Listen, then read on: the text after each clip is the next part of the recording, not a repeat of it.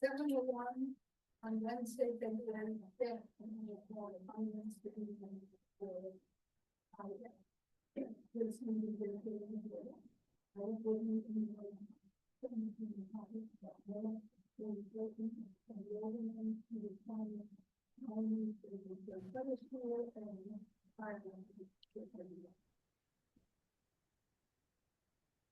so, a good item on the agenda is the FY26 fire department operating budget.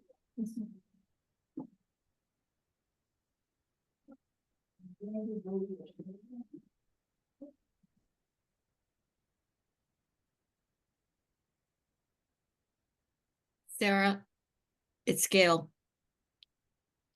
I don't think all the mics are on. It's not the mic scale. Hold on. All right. It's something. Hey guys, hold on.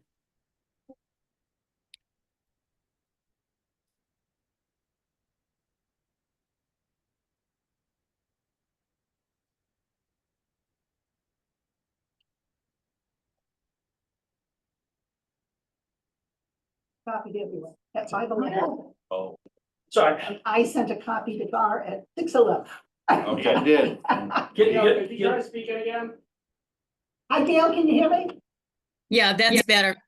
Thank you. All right, we're good. Sorry about that. It's all right. Yes, apologies for the 4:30 and email. That was not intentional. So thank you for having me in.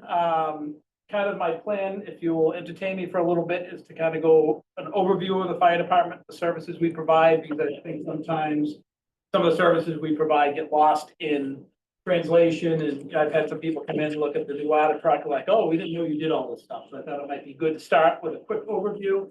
And then please, you know, I'm your target for tonight, so please shoot away as we get to.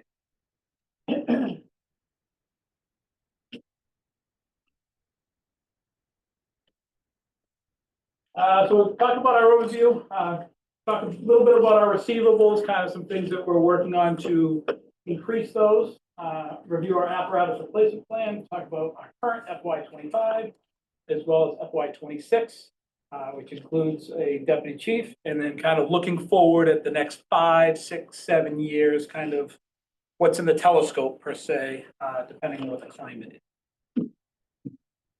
So the fire department is not a fire department. We are a multi-response agency. A small percentage of what we do is fight fires. A large percentage of it is emergency medical services. And, you know, we protect a lot of things in town. We have 5,500 residents. The assessor's database is 4 billion in assets. My guess is the actual replacement cost is probably double or triple that number. We talk about the boats in the harbor as well as our land and our water. So, we kind of do a little bit of everything, and we'll kind of get into that. The main goal, regardless of what we do, life safety is our priority number one. Stabilize the incident so it doesn't get any worse. And then the third thing is property conservation. And those are kind of, doesn't matter what kind of call we go to, those are what our priorities are rolling out. So obviously firefighting, structural, wildland, vehicle, we've had all the above in the last few months. It's been a busy past quarter for us on all accords. And, you know, with these, you know, we talk about personnel, we talk about manning, and we'll kind of talk about what the differences are based upon who's in the station. Emergency medical services, I only had one picture with a patient in it that I had to blur the face, obviously for reasons, but we provide emergency medical services anywhere. The one on the left is up at the top of the Manchester Essex Woods, that we had to stabilize the patient, give them pain medicine, and then extricate them down the mountain.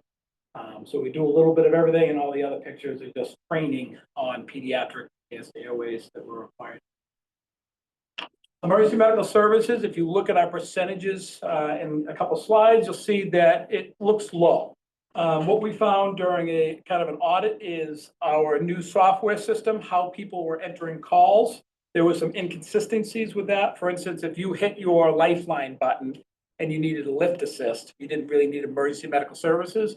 Some of those were actually getting logged in as false calls, not medical calls. So the numbers in reality are about 78 to 80% of what we do has a medical component. The graph doesn't depict that, but that was picked up during an audit. High angle, low angle rescue, water rescue, ice rescue, auto extrication, and then wilderness rescues, which this year, I'm not sure if it was an anomaly, but I think we did 6 woods rescues this year from, I say it's almost time, end of June when school gets out through the fall, which I thought was an extraordinary number. Some were a little bit easier than others, and some were a mile or so hike in and a mile and hike out. Hazardous materials, fires, we plan to do oil spills, gas leaks, carbon monoxide incidents. Those are, those are seasonal, especially when the heating systems kick on. Right now is kind of our peak time for responding to those.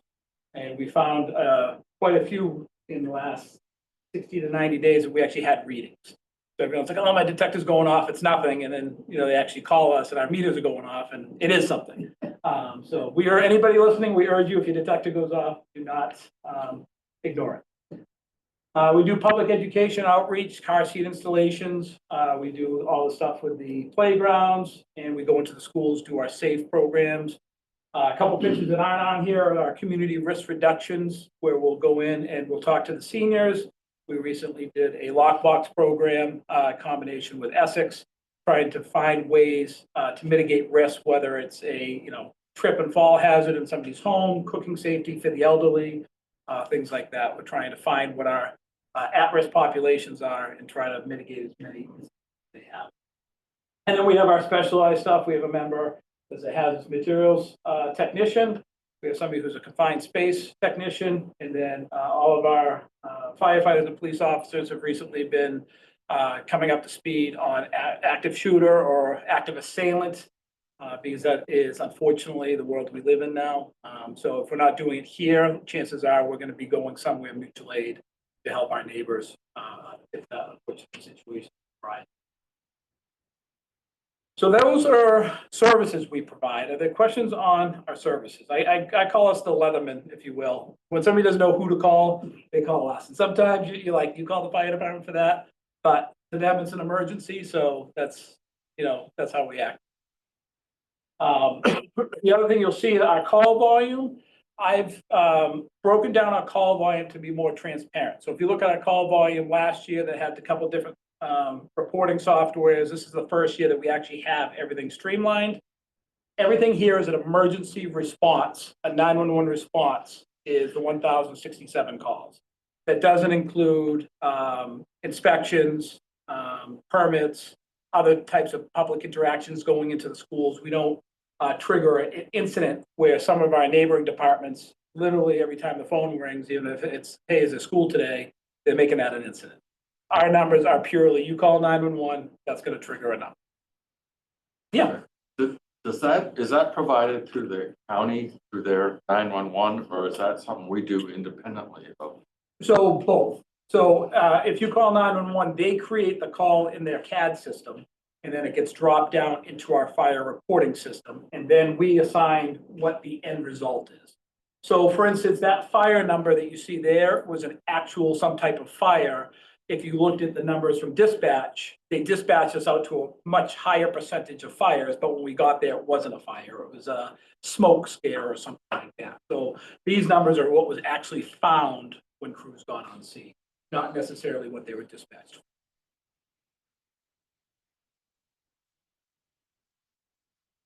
And then our heat map. So everyone finds this interesting. So this is our, over the course of last year, these are all of our incidents. Where this technology really comes into play is, God forbid we have another pandemic, et cetera. We can actually hone in on a section of town that might have more. I can do, hey, how many people had flu-like symptoms during these calls? It'll give me a heat map. So we can look at some different techniques in order to keep our residents. We try to track everything by address and lat and long. And is that coming through 911 or is that just? That comes into our software, and then our software. I see. Yep. That's that compatible software we have to get for the Yep, and then one of the things you'll see, and we'll get a line item, is one of the bigger items is, or your operating budget wise, it says software dues and subscriptions. That's up there because we went to this first due software. We just voted as the police and fire chiefs yesterday to the regional to basically put that out as an RFP, and they'll take over that cost once we go through the state's not quick about anything, but I'm gonna say 2 years just to be realistic. Chief? Yep. Do we possess any unique capabilities compared to the communities around us? And you were talking to me the other day about Tesla lithium ion battery fires with the blank. Is there anything unique that you guys do? Yeah, so we've been very fortunate grant-wise compared to some of our neighbors. So we have electric vehicle shut-off capabilities. We have special blankets to put over if the lithium-ion batteries are going on fires. We have specialized training that we've got a regional training grant with Essex that we're putting people through different types of training. So on the electric vehicle side of things and kind of called the new age firefighting, we actually have some good capabilities compared to it. Not that they don't have capabilities, we've just been very fortunate in our grant writing and receiving to get some of that capability. Can I ask about the lithium, the battery fires? They're primarily vehicles, it sounds like, but they're also used for like home solar systems. Yeah. Have any occurrences related to those? So we've only had a few batteries that have lit off. That they were actually a remote control car was one that was the most. It wasn't in recent history, but in the last year or so, that a couple cells.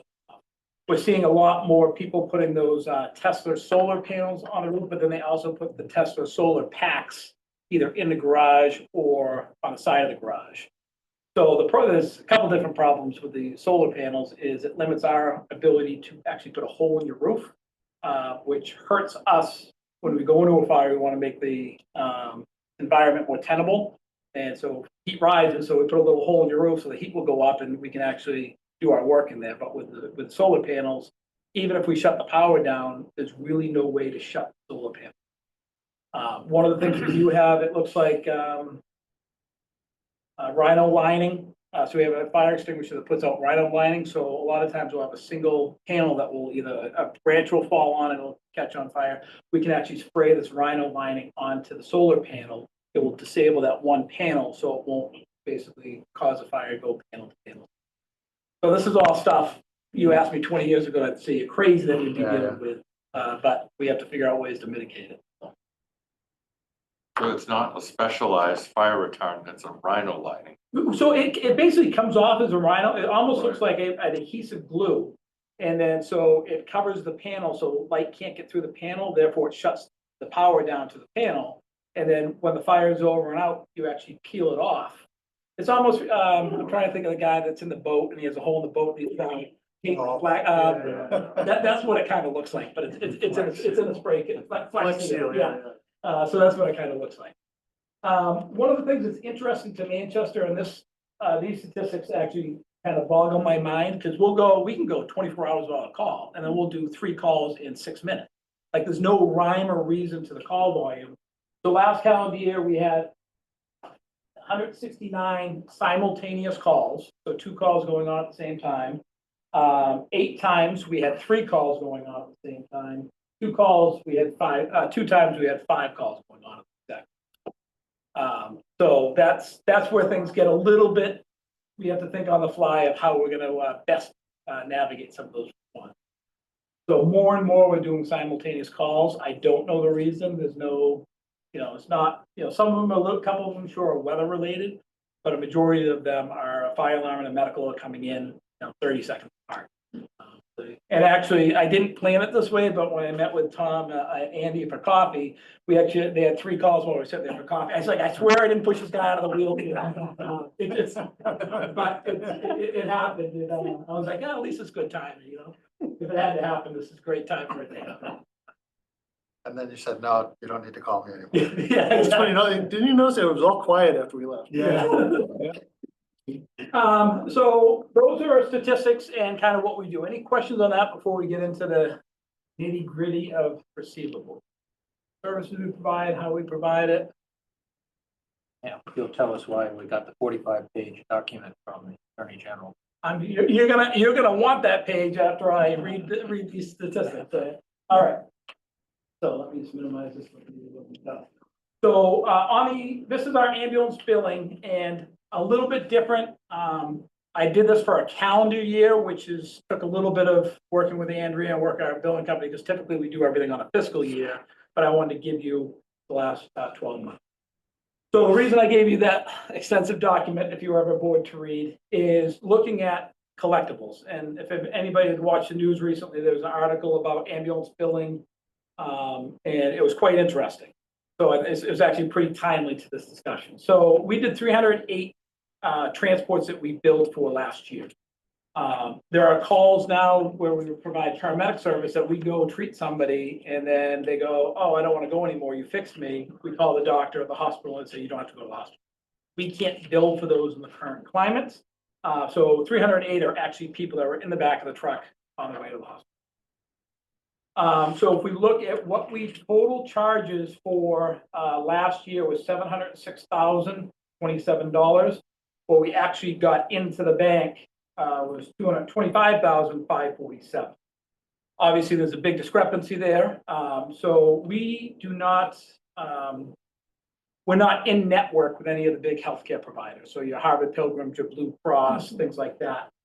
So we're out of network, and I don't know any fire department that is in network. The reason being is we can charge a higher rate being out of network.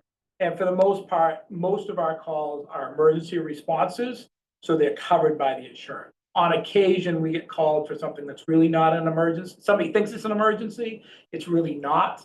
So the insurance company will say, you know, that's not an emergent response. It's more of a transfer than a transport. And then you come down into your the lower category where we have our self-pay insured and our self-pay uninsured. You see a discrepancy there. That's just, you know, trying to get money out of it. Typically, it's been my predecessors included.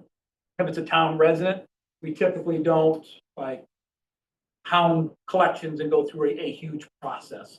And then if it's out of town resident, we look at it a case by case basis based upon demographics, their situation, and we kind of take, you know, a human approach to that scenario. I spoke with Greg today. I think we haven't done it in a while. I think it's worth putting our ambulance billing out to bid.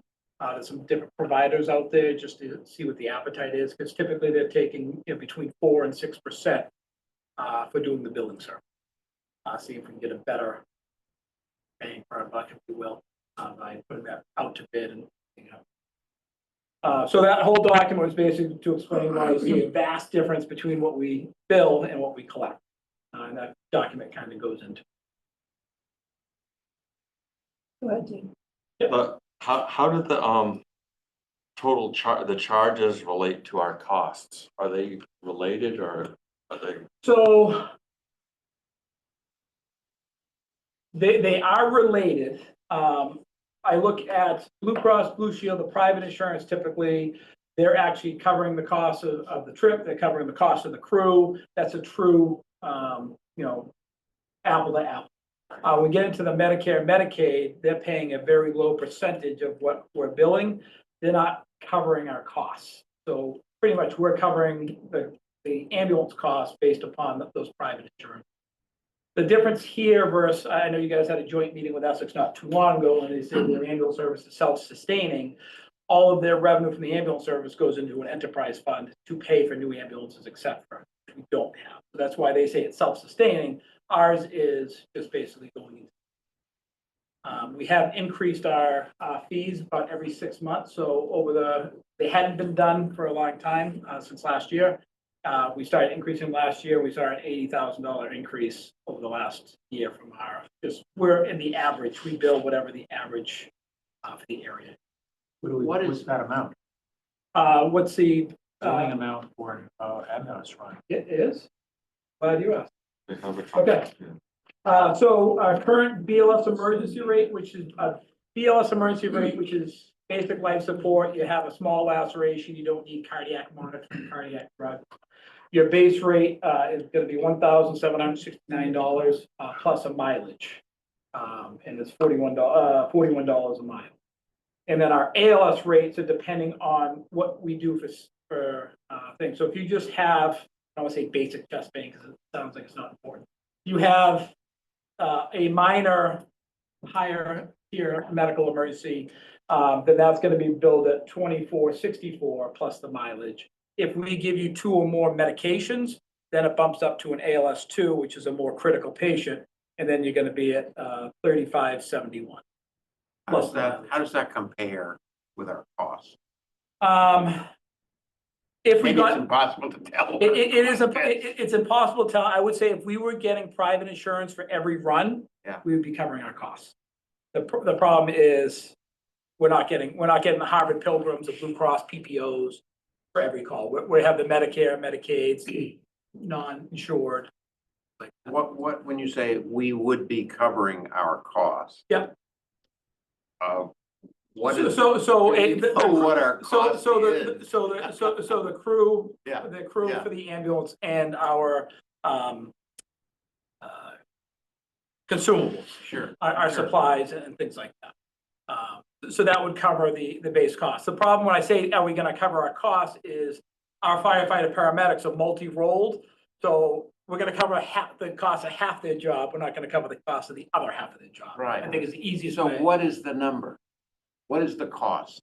I mean, maybe it's impossible to say. I don't even wanna pull one out of my backside. Yeah, because no, I'm not. I can't back it up. Yeah. If you give me a little bit, I can do a No, little no, that's all research. right. All right. Okay. Well, for instance, so, I mean, I could see not having to figure the salary in because they're working anyway, whether they get a call or not, Mhm. they're there. But do simultaneous calls trigger an overtime that otherwise wouldn't have? Or, Yes, like that, and then the other component is, I'm thinking to factor that out, you'd look at what the total allowable is closer to what that would be. yes. And the total charges are including the labor. Yeah, I think that would be fair. I think that right now, we're in a position where those simultaneous calls, we're not making money on because we don't have the ability to transport. So for instance, when we were having coffee, our ambulance was already out of town. Somebody fell there on the ground on Pine Street and we didn't have another ambulance. So we went, provided care. We had to wait for an ambulance to come from the Gloucester Rockport line to do the transport. Can we not send an ambulance out of town? Well, it was out of town as in transporting a resident to Beverly Hospital. It Okay. was already busy. So are we losing transport for fees due to our mutual aid provided in the ambulance ride? Are we losing? No, because most of them, we're billing for our mutual aid fees as well. So like if we go to Wenham. Yeah. And we provide care, we get paid for that. So from a financial standpoint, we're getting We paid. get paid even if we don't transport? No, so like if Only we, if we transport? only if we transfer. Okay. But if we Through the go, individual's insurance. yes. So like if we go over to Essex and we provide paramedic care Yeah. and we go with their EMTs to the hospital, whatever ambulance the patient is in does the billing. Yeah. We get 60% of their collectibles because we provided ALS care, they keep 40. So there's a 60-40 split if we just provide them paramedic service. If we do the transport, we send our ambulance and we do everything, get 100%. So right now, I mean, I look at it from, I don't look at it as, I should look at it as a, how do we make money? I look at it from, hey, when that person was on Pine Street and it's 4 degrees outside, we want to be able to take care of that person. So that's where, when that second ambulance comes in, we would be able to take care of them. I look at it from that standpoint. I think my concern, and I know you're really big on the mutual aid piece, but my concern is that so many of the area towns do not have ALS services. And they use private services that may have become less reliable. My concern is how much is it costing Manchester because we have ALS to be bailing out the other towns that don't have it? So I think we make money on that. Okay, Because we actually, when we go there, we're providing ALS service, so we're getting that 60% of that call. Right now, we're sending the SUV because we don't have 2 ambulances, so that allows us to leave our ambulance in town and still help out Essex. We have to go if they call by law. So it's not a, we don't want to do it. If somebody calls, we have an ambulance available, we have to send it. There's no, that's just state law, unfortunately. Right now, there's other, let me correct, there's other small towns not adjacent to us, but nearby that are having some struggles. And it is costing them a pretty penny because it's not mutual aid, you're basically subsidizing somebody else's service.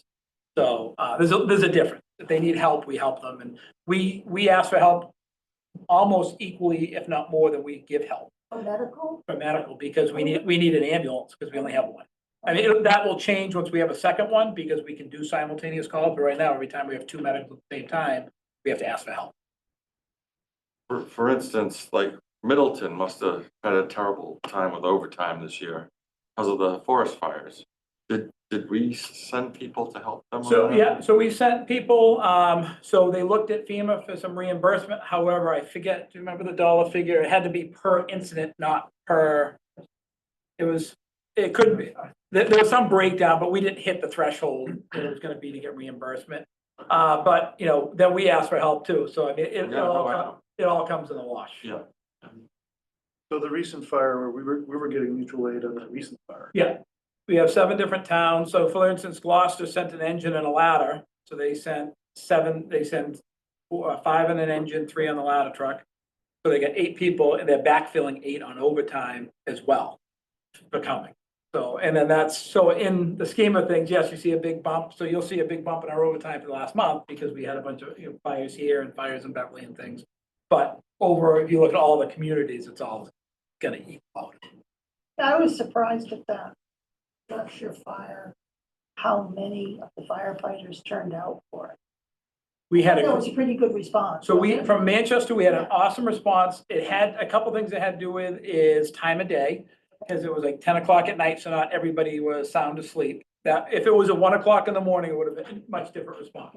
Because I get yelled at for having my pager on, and I tell my wife, well, we don't have a choice, that's my job. But some people don't listen. Between midnight and 5 a.m., it's a lot harder to do it. But we had a great response. I was very pleased with that. So in that situation, did the call firefighters play into that? Yep. So we wanted to say altogether, we have 23 people on staff. I think 19 or 20 were involved in the incident somehow. So they definitely played a role and we talk about staffing and, it's the Achilles heel, right?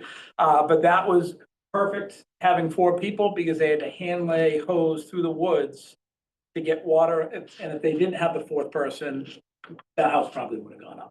So it made a huge difference having that 4th person, night and day operation. That was kind of a sleight of hand question to get at. It looks as though the call firefighter team that we put together last is working. They are doing awesome.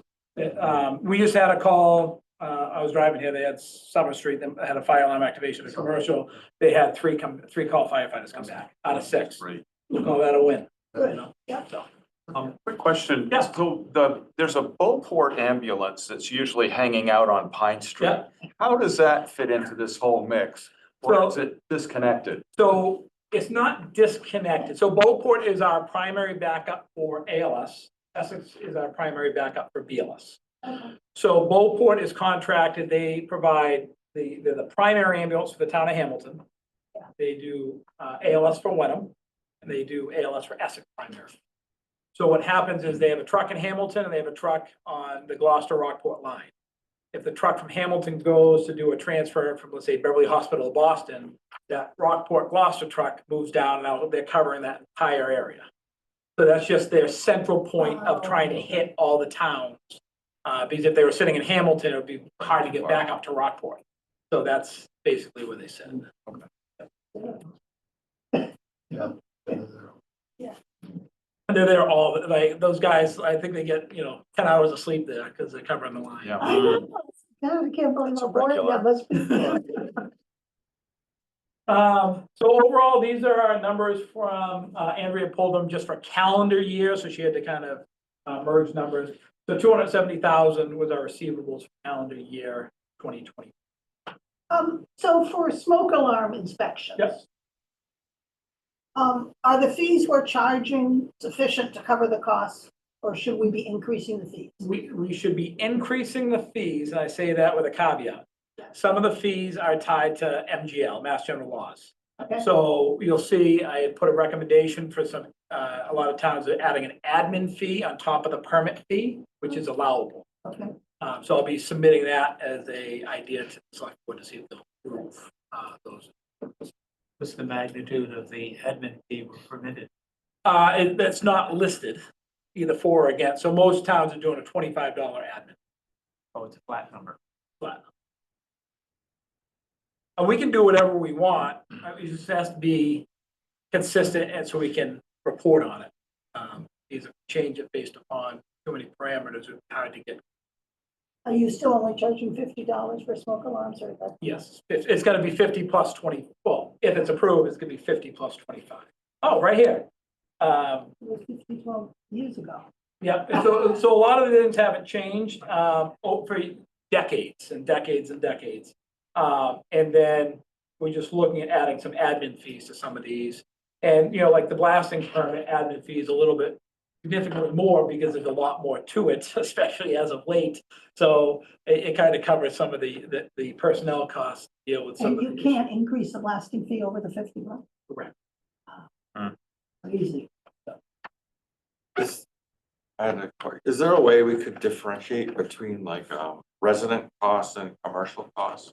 Because, I mean, in a way, we're paying for this stuff already by funding the department. Mhm. So, I mean, the fees are good, but I don't think they need to cover the whole cost because most of the people incurring them are already funding the department, No, I think the fee should cover the cost. the whole cost. Yeah, I mean, I think that there are so many, if you look at the fire department itself, there's a lot of personnel time when they're not doing a fee-related activity, they're not responding to a medical call. So there's a large portion of their time that has no opportunity for a reimbursement from them anywhere. I mean, fires, there's no reimbursement, that's what we're paying for, you know, and it just seems to me that wherever we can charge fees. And a lot of We these, should for the charge most as part, much as we are can. commercial. I mean, even if it's a commercial, it's still getting passed on to the resident somehow, right? This Because is true. because the real estate agent's charging for the 26F on their house, you're paying for it, Yeah. it's not. And the commercial people are charged. But they're probably up, they're doing an admin fee on top of admin fees on Yeah. top of it, you Yeah, know? no, it's. Okay. I wonder though, down at the bottom, the Yeah. commercial plan review for Yeah. over 5,000 square feet and under 5,000, 300 and 600. I mean, how much time do you spend doing that? And I mean, I'm thinking of one thing on School Street, which is probably not a 20-minute review. Correct. So, and it's not just School Street. So what I found, and I was assistant fire prevention where I came from as well. And unique to this town is people put very unique things in their houses, like hair salons, bowling. Like it takes a lot of time to research what the fire, requirements are for a area of a bowling alley. So it's hard to do apples to apples because there's so many things that are unique with this town. So it was just trying to find a catchment area that was feasible. But I mean, if you just sort of took your hours or your team's hours for a year doing that and just sort of said, is $600 or $300 an hour reasonable? You know, I mean, if you're off by 50 or 60%, that's one thing. If you're off by 5 or 10x. Yeah, so I mean, I guess we don't have the numbers. We just started tracking, like literally every activity we do in the Right. fire department, so we can report on that, so we'll have a little bit better of an idea. But you'll have some commercial properties that are pretty straightforward, because they don't have any unique features and things like that, so that might take me an hour to go through. And then you get some of these, residential might take me 4 hours to go through, because we're going in and looking at all the different codes and subsets. Residential that are over 5,000 square feet, Absolutely. Yeah. right? So you only get $50 Yeah. per Well, I'm 10,000 square foot house. looking at the commercial. Well, right now we get I'm looking nothing. down at the bottom. the commercial plan Oh, you're review. proposing 50. And the- I'm proposing that, because right now it's just built into the building permit, fee, but nothing on the fire end. Okay. And these are basically, these aren't arbitrary numbers. I reached out to 10 communities that recently researched and updated their numbers, and these are the averages of what. You have pretty good data of what people have in their home, and I don't want to be too big brother about this, but you know, if somebody's got a heated driveway that's running on a propane system that's 30 years old, you kind of know that, and The you old kind of have a stuff, heads no, up on going that. forward, we will, because everything's, I probably can go back in the records in the basements and Mhm. find a permit for a propane tank and what the Right. use was for, but, you know, to quickly reference it, no. I had a fire person at my house not that long ago. And he actually did an inspection. Yeah. Of the house, just to kind of, he said he was looking for, and I happen to have a solar system with a battery in the pack. garage. So, yeah, so he was looking around the property, outside the property, just to Right. kind of see what was there, so that. Yeah, I mean, so that's one of the, when we talk about community risk reduction, we do a lot of pre-planning, especially when we show up. You look at some of these driveways, for instance, some you can't get any fire trucks in. Some you can get an engine in, but not a ladder truck. So we go out and pre-plan these, so when the address comes in, we know, hey, this is, you know, the closest hydrant, this is where we're gonna park. You know, so we kind of have our game plan already set up, just in case that particular house catches fire. That's a big undertaking that, you know, we maybe get 20 houses a year done in between with our time. Are those just notes to the file on a given address that, Yep, so if we get dispatched to 123 Main Street on the computer in the truck, the officer just taps it and tell them everything about the property, things like.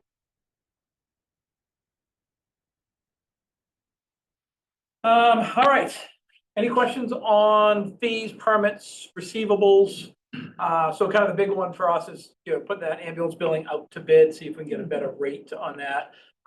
And we've been really looking, doing QA, QI, quality improvement on our EMS reports, making sure that everything is documented appropriately to increase the billables on those. When you say out to bid, you mean like a collection agent? Yeah, so right now we use Comstar ambulance billing out of, I think they're in Rowley or Georgetown. And there's probably half a dozen in the area that do a very good job. It's just, you know, will somebody do it for 1.5% less, that just increases our collection. Chief, just take me back. So on fees, what's our conclusion from this conversation? Are there fees that need to be raised? Yes. And what's the process for that happening? Yeah, recommendation from the chief and then the select. Okay, and that's ongoing. Yes, that's gonna be submitted in short order. I was waiting there, kind of busy with this budget thing, but once they slow down a little bit. Be nice to have them effective July 1. But that would be to between allowable and collected, it wouldn't really be charges. No, no. he's Oh, not- so I'm talking the fees for like permits and stuff. That's Yeah. what I was asking about. Yeah. Yeah. So the ambulance fees, pretty much they're set. There's some hope that, you know, they'll renegotiate, Medicare and Medicaid will renegotiate, but they've been saying that for a better part of a decade. They haven't gone up, they've gone up maybe 4%. And our costs have gone up significantly more than 4%. Off the top, the difference between allowable and collected is pretty good. Yeah. Yeah. Yeah. On the private insurances. Yes. Yeah, it's like 80 something, 81%. Yeah. Yeah. So apparatus replacement plan, we are on target. Thankfully, we are on good. So a couple things that, engine one, which is I'll say our lone pump truck, 2011, starting to show its age. It should be in reserve right now. The guys are very good about maintaining the equipment, doing as much preventative maintenance as we can. So we're trying to use that a little bit less. We're using the ladder truck more for two reasons. One, it gets them out driving it more comfortable. It's a big truck, more comfortable, knowing where it'll fit, and more importantly, where it doesn't fit, because we don't want to figure that out when somebody's house is on fire. So that's why we're doing that. Engine two, we're currently borrowing Linfield's engine. They've been very good, and, you know, we've been good hosts. We just had some PM done on it and things like that, just because it was pumped quite a bit the other night, so we wanted to take care of it. So the goal is we put in with Rosenbauer, the same manufacturer as the ladder truck, to purchase a new pump that would be delivered July 1st of 27, so FY 28, which aligns with this. The reason we were able to do that was, I won't say a loophole, but it's a line item in the Sourcewell contract, which I'm sure will not be in there in their next revision. It says that we can order the truck and pending appropriation of funds. The appropriation of funds allows us to back out of the contract. We were able to order at today's dollars, but actually get delivery when to align with the thing, which right off the bat saved us about $240,000 based upon the average 5% per year, and then the new diesel engine, which is I think 5,000. So that worked out very, very well. Ladder 1 is working out great. Ambulance 1 working out well. The second ambulance, or the new ambulance, so should arrive at the end of calendar year 26, maybe smidge into 27. It's just a long delay. And once we get it, it will line up with our 7 years. So our new ambulance will be frontline primary for 7 years, then we'll go back to the back line for 7 years. And I know there's been a lot of discussion in years past, we need 2 ambulances. Just the lead time alone to get an ambulance, that will be going on almost 3-year wait time to get one. If we blew an engine, something like that, we'd be in deep water. So it's really important to have some type of mechanical backup by itself. What does it mean to blow an engine? You know, if a head gasket goes, you know, a major mechanical problem. Something that renders it not operational. Not operational.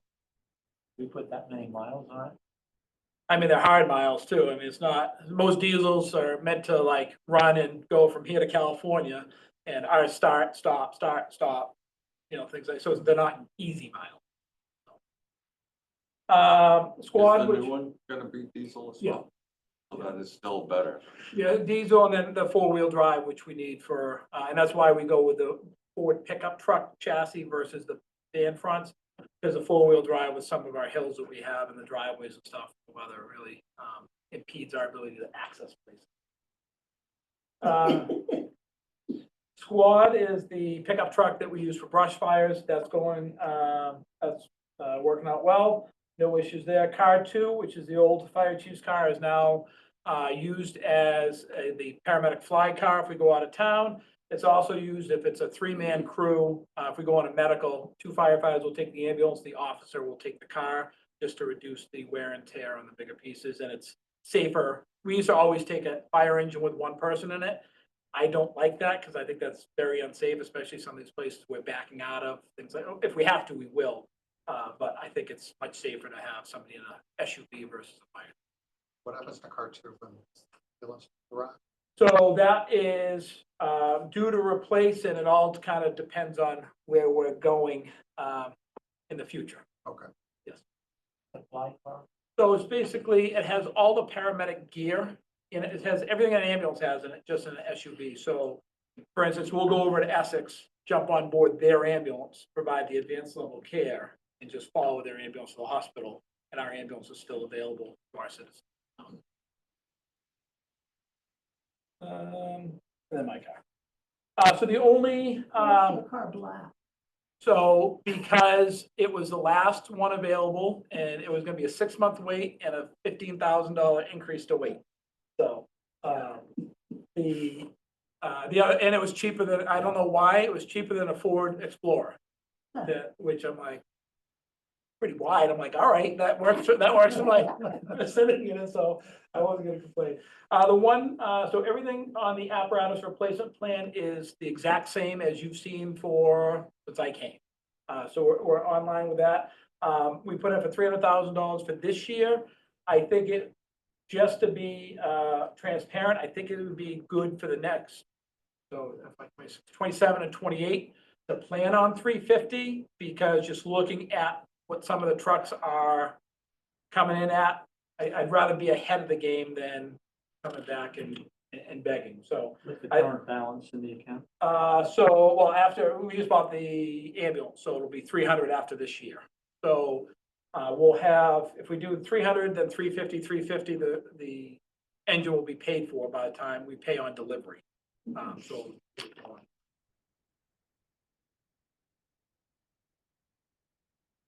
Questions, apparatus?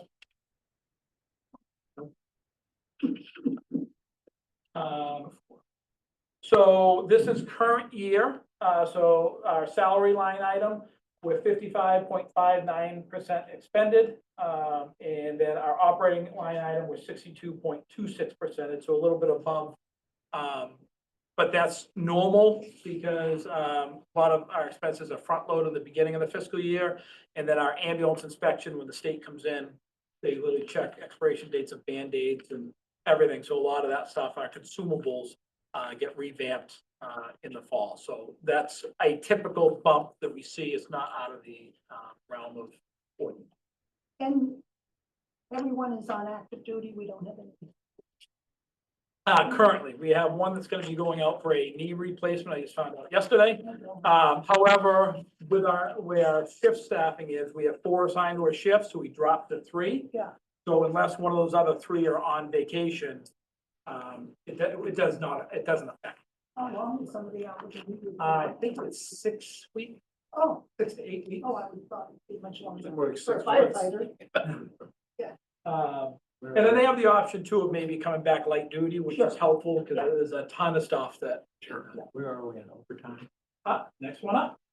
Can I just ask on the salary, how many salaried employees are? So there? we have 16 firefighters plus myself. 17. Yeah. Overtime, our budget is $100,000. We're currently 61.95% expended, which is actually for a fireworks year is right on track because we see a bump during fireworks year generally. And we'll see another bump typically July and August with vacations, and then December with vacations are our biggest ones, and normally tail off towards the end of. So does this include the overtime from the structure fire, or is that not yet hit? That has not yet. That has not yet, because that would be on. Yeah, that does not yet. Maybe I misread it, but I looked at the report for the last 6 months that Andrea gave us. Yep. Showed a much larger percentage. So we had, one of our firefighters was deployed down to North Carolina, as part of FEMA. So he was gone 2 weeks. He gets paid 24 hours a day, 7 days a week for 2 weeks, but we just got reimbursement for that funds, which was 13,000 and change. So I'm not sure when that was printed, if that was added to that.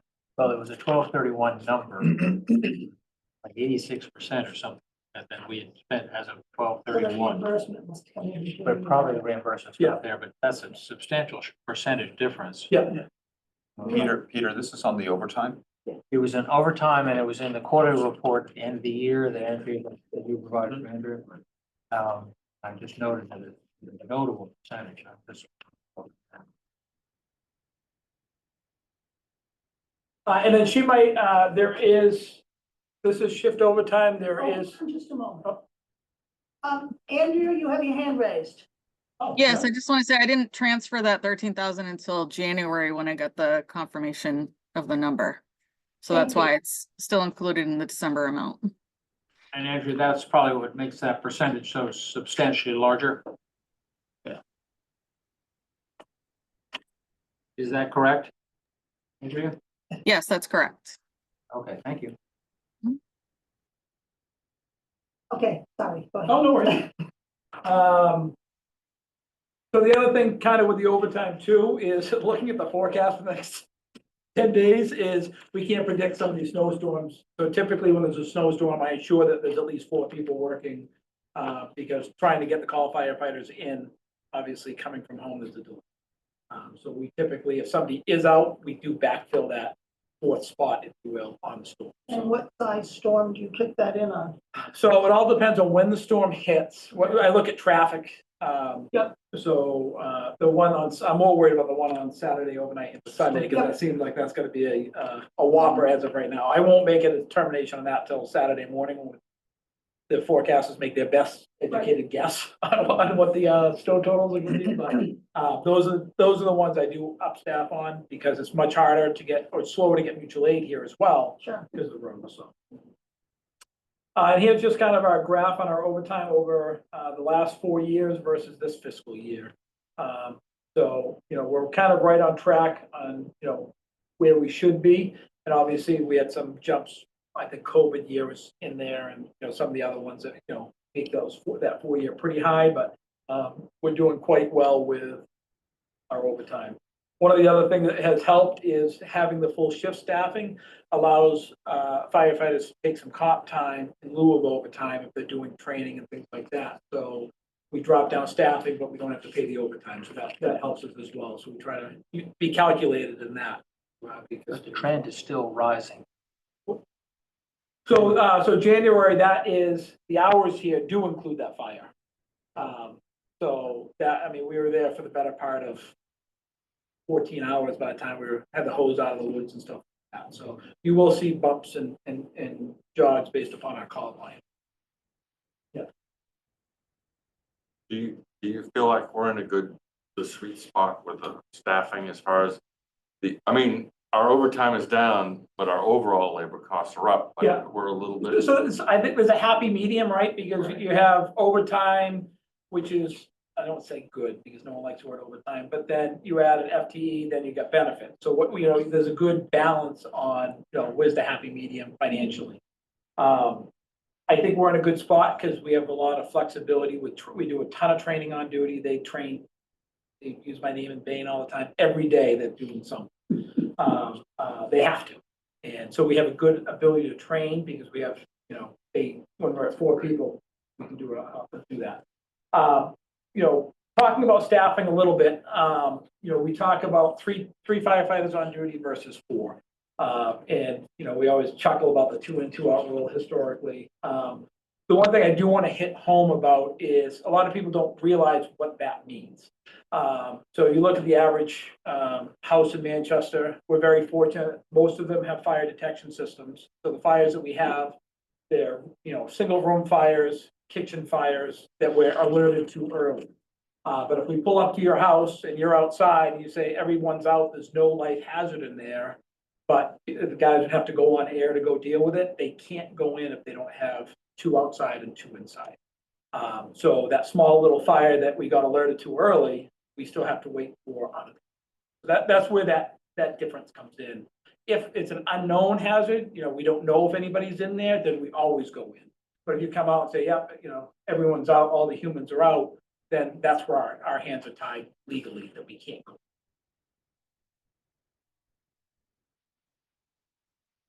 So capital, mobile radio upgrades, just trying to. Chief, before you go by, Yep. Stefan, in looking at the budget printout, I was confused about where we don't have appropriations for some positions last year. Does that apply a new position? This is the question I was. Yeah, so There are 4 of these. yeah, so the old way, if you will, of accounting was firefighter Joe Smith, here's his salary. Yeah. And then if Joe Smith got promoted, that line item's now empty. So now, once ClearGov's back up and running and you look at it, you'll just see 4 officer positions and firefighter positions below it. It won't be tied to a name. For instance, you see a firefighter like Lieutenant Cavender became a captain, so his lieutenant spot's open, so there's a positive and a negative. And If you look at Andrew's spreadsheet, which I sent you, Okay. way over to the right, it has the names. And Right. you'll see like Cavender's on there twice, once as captain, once as lieutenant. So the lieutenant went to 0 and the captain went way up. So, Because we only had 11,000 in for captain last year. Double counting. And then there's another one who left, so he Yeah. zeroed out and somebody new came in. replaced them. So there's no additional okay, well, people, they're just different people. yeah, it's a format that I find Right. deeply confusing, but. Yes. But if you, further over to the right, there are Yeah, actual I will, names. I'm gonna go which to makes that it- right now. I looked at that this afternoon, I said, oh, okay, that makes sense. And it's a lot, Thought I had. when I say clear, it's a lot clearer in ClearGov when it was up and operational, because you actually just saw, it was tied to a position, not a person, which makes it a little bit clearer. Good on last year's operating, so, capital budget request for this coming year, mobile radio upgrades. Just basically, some of our radios are decades old, so we're just slowly, plugging away at upgrading our radios. Year 2 of 3 of our cardiac monitors, our advanced life support monitors. Year 1 of 3 for fire engine. And then the other 2 is SCBA and fill station. So I spoke with our contact at FEMA and in reference to the grants, because I think we're in a pretty good spot for a FEMA grant for the SCBA's. Obviously, there was a halt on all grant activity. They just have to take out some particular wording, the DEI wording and things like that. So they're in peer review right now in Maryland, and we should actually start hearing about grant awards within the next month or so.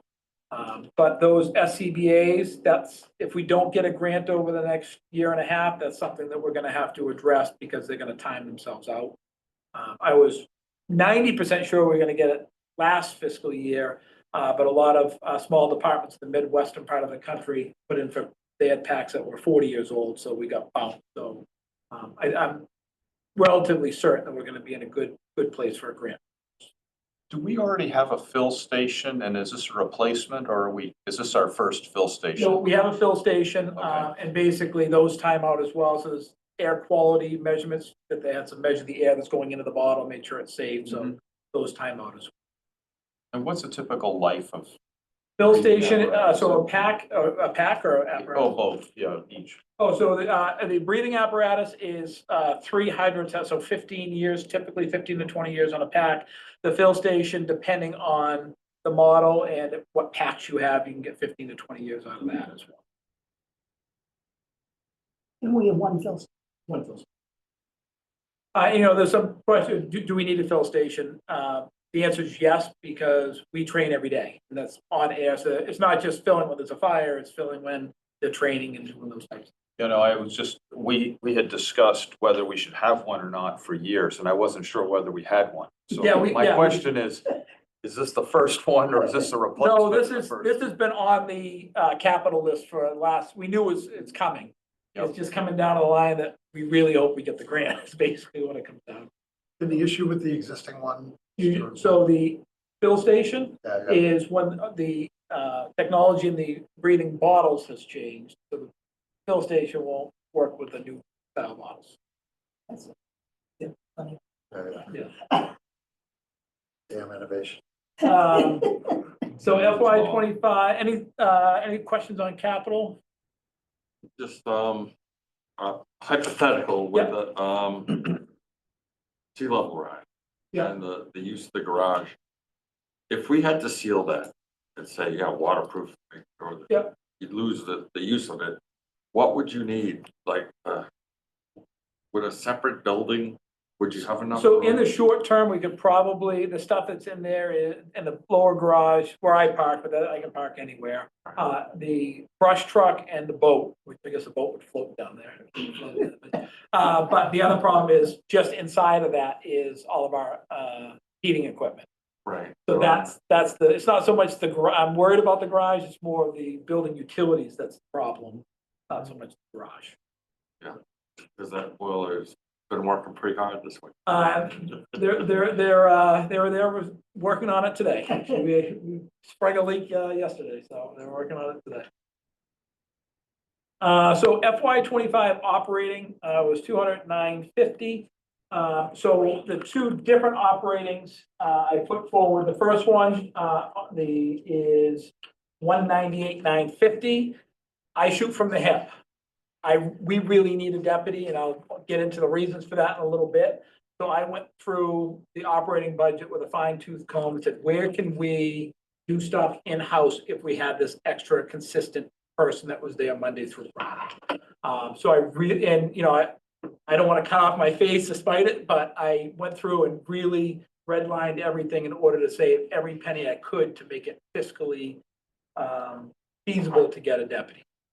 So that's in the FY 26. The FY 26 with no deputy sees a increase of 16,250 because some of the things that we would have been able to do in-house now we still can't, but there's also an increase in cost by not being able to do them in-house, some of the training equipment.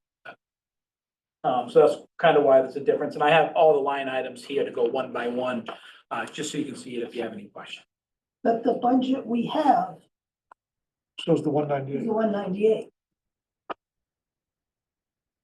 Budget, hold on. And it doesn't have a deputy. You're in So trouble. we took the lower number of both. Oh, okay. So I am going to, Careful what you tell Greg and Greg. I did not have a chance to meet over this. So, It seemed too good to be true. that was, yes. So the salary line item, currently, FY 26 with a deputy would be an increase of 82,185. Without a deputy, obviously, the increase is based on contractual obligations. There's an increase, but there's not a. Get negotiated Yes, down. exactly. So kind of just going through, and if you don't want to go through all these line items, let me know. Some of these are pretty boring, but no changes, natural gas, fire station utilities, electricity, heating oil. And some of these vary based upon the season, how cold it is, things like that, but so far we're on track for. I was amazed electricity didn't pay. Yeah, we've been, I also go through and turn off every light when I walk in every room too, so. Do we have actuals for 24? Are they in the ballpark? Yeah, we do. Yeah, They're on the sheet. Okay. yeah. Actual was, for electricity was $7,000 and education was 800. So low ball. Just ask a question about vehicle maintenance up there a moment ago, Yep. 30,000. Is that enough? And I mean, you've got probably a couple $1 million worth of assets on wheels. That's where your firefighters during their downtime are very good. The $30,000 is used when they don't either have the technological tool to diagnose or fix it, or we have to have a company come in, do pump testing, things like that. That number is good now. If we didn't have a new pump coming and we were gonna try to make engine one last longer, that number would skyrocket. Most departments, their apparatus maintenance budget in the $80,000-$100,000 range. We're very fortunate that the guys take good care of the equipment and they're willing to do, preventative maintenance. Building maintenance, most of the building maintenance is in with DPW.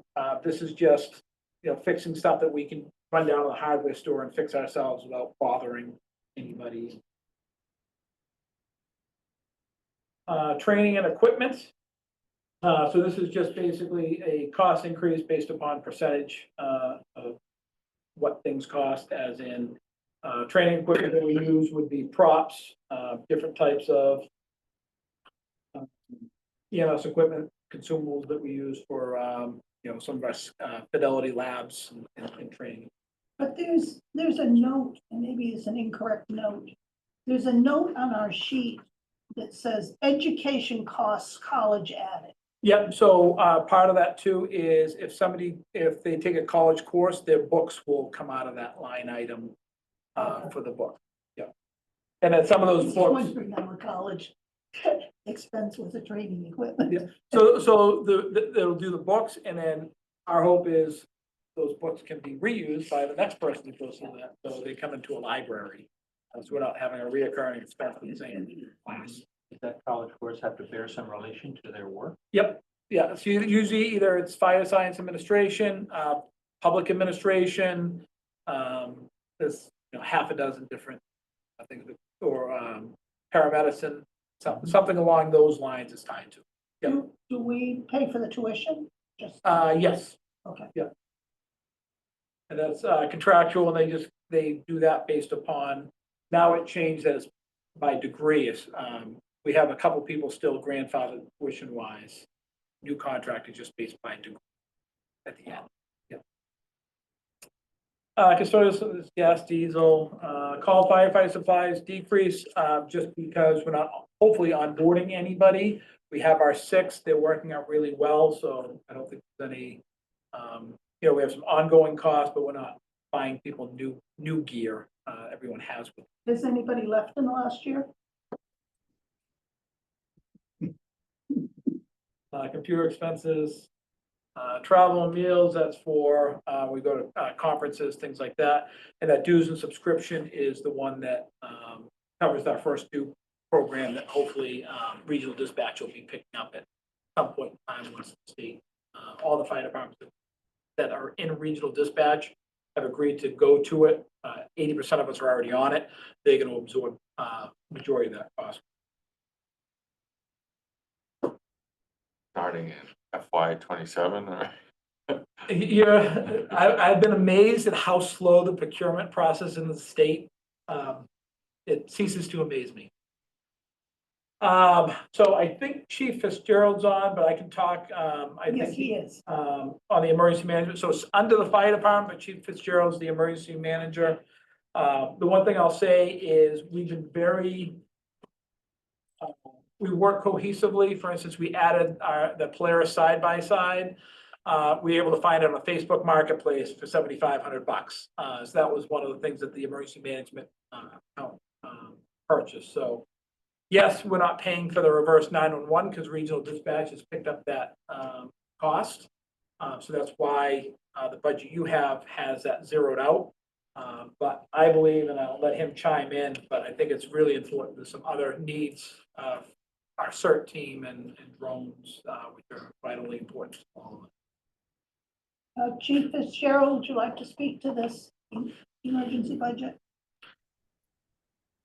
Thanks, Sarah. Just you got my memo, which outlines some of the things that Jake and I would like to do next year. Obviously, one of them is the replacement of our current drone and the expansion of a community emergency response team, which I have had some residents reach out and are interested in it. However, I don't think we have enough to have our own team, so we're looking to combine our people with the team in Ipswich. So the numbers I gave you as just a rough estimate of some of the costs that I think would be resulting as bringing that team up to speed. So that's pretty much all I have. So Chief, what is the team now? I'm a little confused about what is our emergency management team now? So it's basically myself and Chief McNeely. Yeah, 2 of us. Okay. So if we had to open a shelter, we'll, rely on our current first responders. But, if we're in a serious crisis, then our current first responders are going to be tied up doing other things around town. So these people would be able to arrive and do the initial setup and get things rolling if we ever had to open a shelter. Plus they'd be helpful in other events, around town, like the 4th of July. If we have a fire, things like that. There's special training that they can do. And that's part of the reason I think we need to regionalize with the Ipswich crew, because they have a pretty good team, like I said, up and running. Do they get paid? No, they don't get paid. They're all volunteers. So this is This is just funds to help us train these people initially. So the proposal would be to level fund this account rather than drop it by the 6,000 that right, yeah. the original budget shows, so the preliminary budget shows. And why do we need to replace the drone? I would like to get one with the infrared for search and rescue at night, like the heat seeking infrared. The current one we have is a non-commercial one. And I just like to bring it up to, law enforcement standards, or public safety standards, I should say. Yeah, we used it for the brush fires we had in the Beverly, Manchester Woods, and Sergeant Shane was out, and he was able to save us probably 4 hours of trying to find it. And it would have been even quicker to find the heat signature on where that fire would have been, having that technology, lost people, etc. So across both police and fire, it has drastic impact on our operations. Even a building fire, we can use it, put it up top, and kind of see what's going on from a sky view. When we had the recent kidnapping issue, we had the drone on scene looking as well. You suggest level fund, you mean the 6,000 or 7,500? What's the proposal? Level fund from current year would be 7,500. 7,500. So we're adding So be adding back 6,000. 6,000.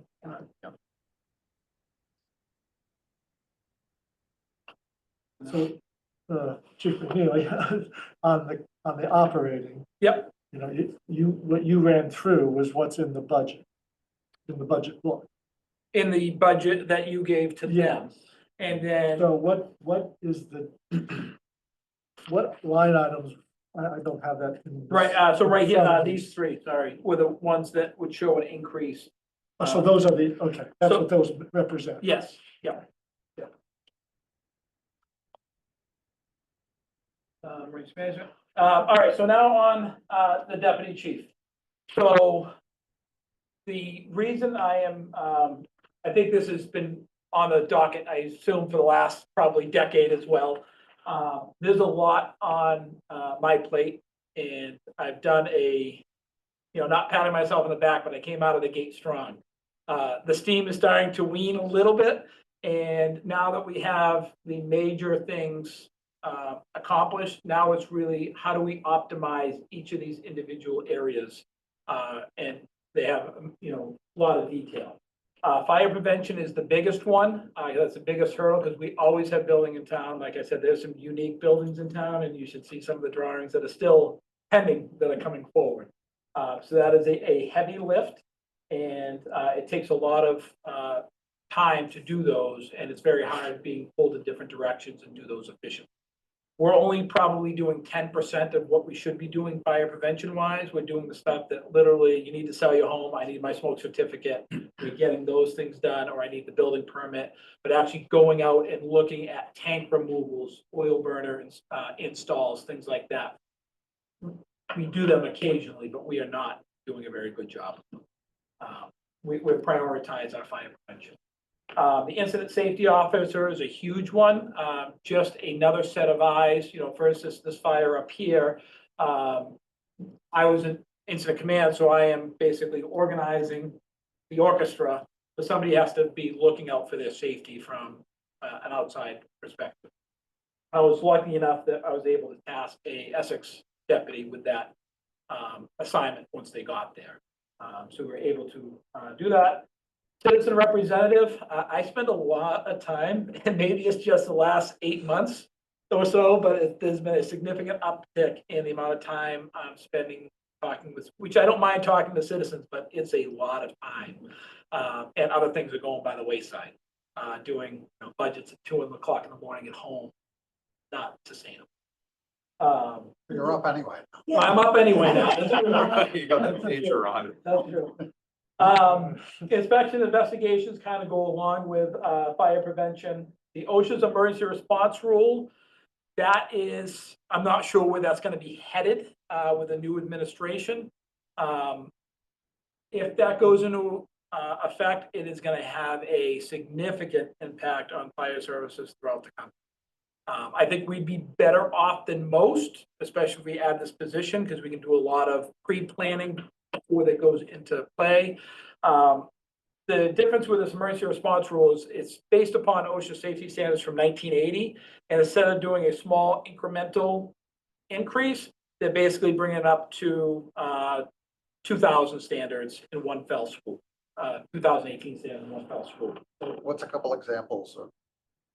So the response rule by itself, and I think I had shared it with pretty much everyone, is they incorporate by reference a lot of NFPA standards, which NFPA standards by themselves don't mean diddly because they're just recommendations, but because now they're incorporated into the standard, there's a big headache in coming into compliance. The biggest one is With training. NAPA. And National Fire Protection Association rather. So they do like a lot of the, best practices. This is what you should do if you can, it's not law. So a lot of that is adopted into the bill. So some of that is, but not when we talk about fire department administration, training standards, all this tracking, that now is incorporated, or will be incorporated by reference. Which is, I think it's gonna change a little bit because there's a ton of pushback. These small departments in, Midwest, they have 6 firefighters total. There's no way they'd be able to accommodate a lot of these standards. So that is a big one. Continuity of operations, I should be able to drop dead today and the fire station should not miss a beat. They should just peel my name off the door, put somebody else's name on the door, and that's not the case. And we're the only department in town that doesn't have a second person in a leadership or a continuity of operations role. When you say you don't have, is there somebody there who you kind of figure, well, They could probably figure it out. Yeah. We have wonderful, smart, and this is nothing against the Yeah. crew that we have, because they're great. The problem is they're all on shift work too, so they work 24 hours, 24 on, 24 off, 24 on. They have 5 days off, so to have any continuity of some of these administrative tasks doesn't happen. This is an outside hire. There's either an outside hire or if somebody wanted to come off of shift work I see. and then backfill them. It's a big lift because a lot of people have, they have a second job because they have 5 days off. So this is gonna be your primary gig, now to do this. And from a human standpoint, I need help. I'm trying my hardest to keep all the balls in the air. It's getting significantly harder to do that. So. So what type of salary is a deputy? So I put in 115,000. When I looked at the other area departments, I look at Hamilton, Wenham, and Ipswich. I think they're the closest comparables. They're anywhere between 115 and 125. So I think It's not just the salary. that's the salary. And that person would have the ability to, if they come back, they wouldn't be overtime, they'd be salaried, so they do get comp time. We can work on things to optimize the way we do them. So nearby towns that have them, pretty much everybody. And then I also went a little bit further in all the different reports that have been done on the fire department from a management standpoint over the years. I took the comparable towns, they all have them as well. So it's not unique to, we wouldn't be doing something unprecedented. So Chief, when I look at the presentation we have in the budget presentation we were given on page 50, I see 2 new firefighter positions. I find this a confusing presentation. I wouldn't use this at all, to be honest. So there's 16 full-time firefighters. So I heard. In the current budget and in the new budget as well. So there's no change in firefighters. So, and then there are 1 captain and 4 lieutenants also? No, so that's That part of it. includes the 16. Who's the 16? That's part of, yeah, Okay, that's part of well, the 16. Yeah, so if you look down at that, those firefighters, they said 1 new floater position was from fiscal year Yep. 22, Yep. and 1 from fiscal year 23. So that's old. That's all. So we haven't added anybody recent. okay. Well, I don't seem to have this.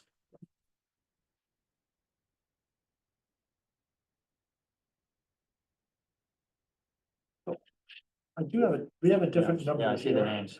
for total salaries. Right. You showed what, in your presentation, you showed Part of what?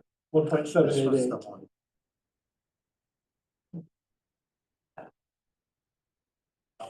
And we're showing 1.71. The spreadsheet you showed? No, I don't him? think I- Yeah, What's the- I sent you the spreadsheet. Today? No, A while ago. Is this what you're, what's Yeah. the date? About a week ago. last week. Last. Oh, that's good. 12. That was very much. Oh, so that's the newest. Let me one. take a look. Okay. So this is with the, this is with the 115. So if I take. Oh, so, 115, yes, yeah, then you'll get the number you have. Look, but you showed in your presentation 1788, 17, right there, the 1788. that was, I think that's with the.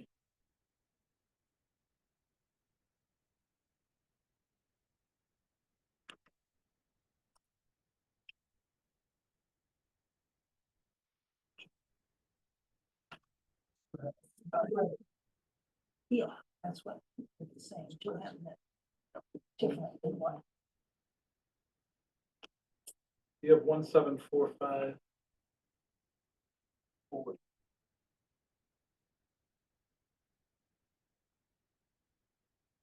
So Andy? while he's looking at that, let's Send me a copy. I just don't let's- think I have it.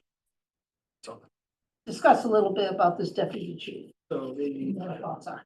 the other thing. We're not gonna be able to vote on this budget tonight because it's gonna need to be final. But one of the things that the chief was talking about, business continuation, if 28. it's hit by the beer truck. Right, so there's somebody to step in. Back in- Is there any perceived value on session planning with this deputy as well? Well, it needs to be more than just that, Well, in my opinion. On January 28th. I mean, I certainly think improvement in fire prevention are beneficial. I certainly feel, and this might not even be contemplated, but I feel somehow the fire department should be keeping records of the smoke detector that they inspect and know when they're gonna expire. I mean, I had Where am I- 15 where am I smoking going wrong? detectors installed in 2018. They're good for 10 years. But 10 years is a long time for somebody to remember, I just. unless they're gonna start beeping. I don't know, they're 20 feet up high in the ceiling. I hope they don't start beeping. So I don't know if a deputy chief would help in that type of area when you talk about fire prevention. So, I mean, I think the follow-up on things like that would be a lot better. And there's no follow-up on things like that now because we just don't have the bandwidth to do it. The other thing is going back data-wise, that stuff wasn't computerized. Right. Now, we're starting to put stuff in, so we have a better, record-keeping system to get to. So those and, fire prevention is the big one. And again, continuity of operations is another one. And, for like a fire like that we had, granted, you look at probabilities, right? Because numbers and probabilities, and you look at it that way. I look at it, thankfully my wife's a forgiving person, but I had a newborn 2 days. That was the second day home, and if I didn't go in, there was going to be no chief officer going in. So that, I don't want to say it's not fair, but there's got to be a little bit of break somewhere. It's a big ask.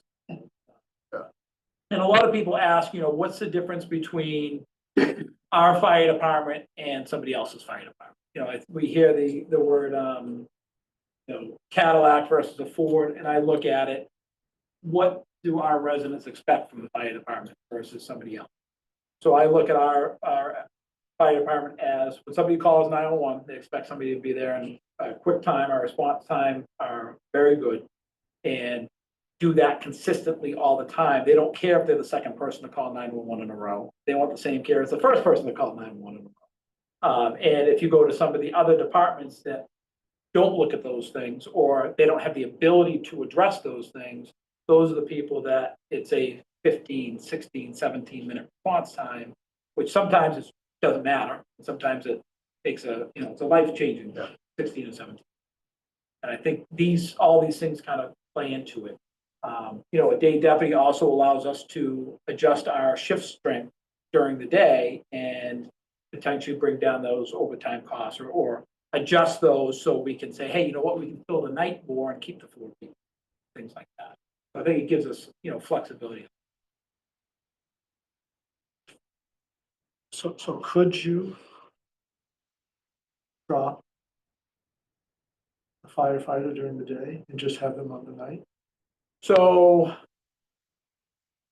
Could I drop a firefighter? Oh, just have them assigned to a night shift? 3 on during the day and 4 on at night, is that what you're saying? Because you'd have you and the deputy. Right, on so I during the don't day. know contractually. That would all, we'd have to figure that out. I don't wanna say yes, so anything's a possibility. There's a lot of different hurdles, so I don't wanna give a false sense of. But on the other side, those guys are all doing something during the day. This person is supposed to help the stuff that's not getting done. So we're kind of, we're not fixing anything, we're just Defeat the shifting. purpose, maybe. Yes. But I think, that, you know, there are opportunities there that, you know, for storm coverage, maybe the deputy doesn't work Thursday, Friday, they work Saturday, Sunday because of the coming storm, things like that. I think, you can be creative that way, thinking outside the box. Yeah. And, you know. Yeah, that's easier. I think that's easier. And the other thing too is the fire service is just like any other, everyone's looking for help. So if you make a job, like if we went back to, let's say, a floater system, no one wants that job because there's 20 other fire departments in the area hiring. They're gonna pick one where they can have a consistent schedule that they can plan out. So we have to make it, Have to compete. yes, we have to be better. And I would be shocked, you know, I'd be shocked if the operational audit, when it comes back, if it doesn't recommend having a deputy. I'd literally be shocked if that's part of that. I had one concern is to hire a new one, your workload is probably gonna be increased due to training him. Versus if you could look at maybe promoting from within, and then we can backfill that position. Well, you could. That's my hope. My Right. hope is we keep it in because that helps morale, because they see that they see that upward motion. And because a lot of it, that's why I left Manchester 20 years ago, is I wasn't going anywhere for the better part of 15 years. So I went to a city and then came back. But that's why, but if they see that, hey, you know what, there are some steps of this ladder that are attainable, you're gonna keep people, and that's gonna save us a ton of money from onboarding and overtime costs in those times. I think that the That's a problem challenge we from have. hiring within is you're taking a person who works 2 days a week and has a second job to be working full-time, and the pay difference does not equate to giving up a second job. But it I may think be I think there may be some interest. okay, yeah, So, I don't want to speak for Sure. anybody, but I think there Yeah. may be internal interest, and right, I think there are other, you know, it's nice being home at night, you know? right, And that's not- true. You know, there's some benefits to having a quote unquote, I don't want to say Regular normal job. job, a regular Yeah, job, you know? yeah. So, you know, depending on what people's, you know, work-life balance is, I think that plays. Chief, at one point, we were talking about the SAFER grant. Yep. And buying a couple of years, Yep. using that strategy. Not permanent, doesn't replace a position. Yeah, Is that still in play? so it is, again, with the changing of the guard in Washington, I'm not sure what the grant situation is gonna look like. I think the SAFER grant is a great option, especially we know just based upon age, we're gonna have 2 retirements in the next 5 years. And if we are able to get that SAFER grant, the one thing that's nice about the grants is there's no match and you don't have to keep them past the grant. So we could bring on 4 people and then we lose some through attrition, things like that. So it's a great onboarding opportunity. I also look at it is, go through, I have the SAFER grant already up there. I also look at it as we need to start really looking at shared services. And I think the first domino has to drop somewhere. And I think shared services are important. One, because call firefighters, we're extremely lucky right now, but I don't think that's gonna be sustainable a decade, you know, just with the changing of, I see how my kids are and, you know, what the generations coming up are like. And I think with the cost of fire trucks, I mean, an ambulance, a Ford pickup truck with a tin body on the back is $500,000. Like, it's absolutely insane. So, you know, we should be looking in the future at how we could, you know, do some shared services with some of the smaller towns. And I think, you know, if we had that SAFER grant, that would give us the ability to do a little bit more with some of our neighbors as a trial, because it's not costing us anything. And if we actually have solid numbers instead of us giving, instead of me giving you my best guess of what those numbers would be, hey, we had 3 years that we actually had 4 people in the station all the time. Here are the results. Have we had conversations with other smaller towns about their shared fire service We've, or ambulance services? Exploratory conversation. I think that's what we heard last year. Yeah, it's gonna be a slow process. so one of the, we're looking at maybe doing some EMS sharing potentially. There's some other things that we can do slowly to start that first domino. Because we want it to be a cohesive union, if you will, Will we versus. do anything this year in one of those dominoes? There's a potential, yeah. What are a couple of the barriers to, I mean, is it, Level of service that we have versus level of service that some we had other, to share that we might have a little less service? little less service, and then whatever other town might have to come up a little bit, so it's finding a happy medium. Anything else? That's the biggest struggle is you have communities that are still relying on a call force. They've got a great gig going. They're doing really well. Yes. So their load to Financially. change that. Financially, they're doing really well. The problem is when that runs dry, they're gonna be hurt. So, And the quality of service, responsiveness, what have you, that they're getting with the call method is apparently, it's fine. it's It's fine. okay, It's okay. more or less. Yeah. Yeah, I mean, it's, I call it rolling the dice. It's, you look at the storms and they're proactive, where even the people with the call departments are hiring, they're putting 2 people on during the day. On the weekends, they have people that are on a stipend to do, so that they're having some stopgaps measures. But they're also, all of them are looking at adding FTEs in the near future because they see the writing. FTE, what is that? Full-time, Thank you.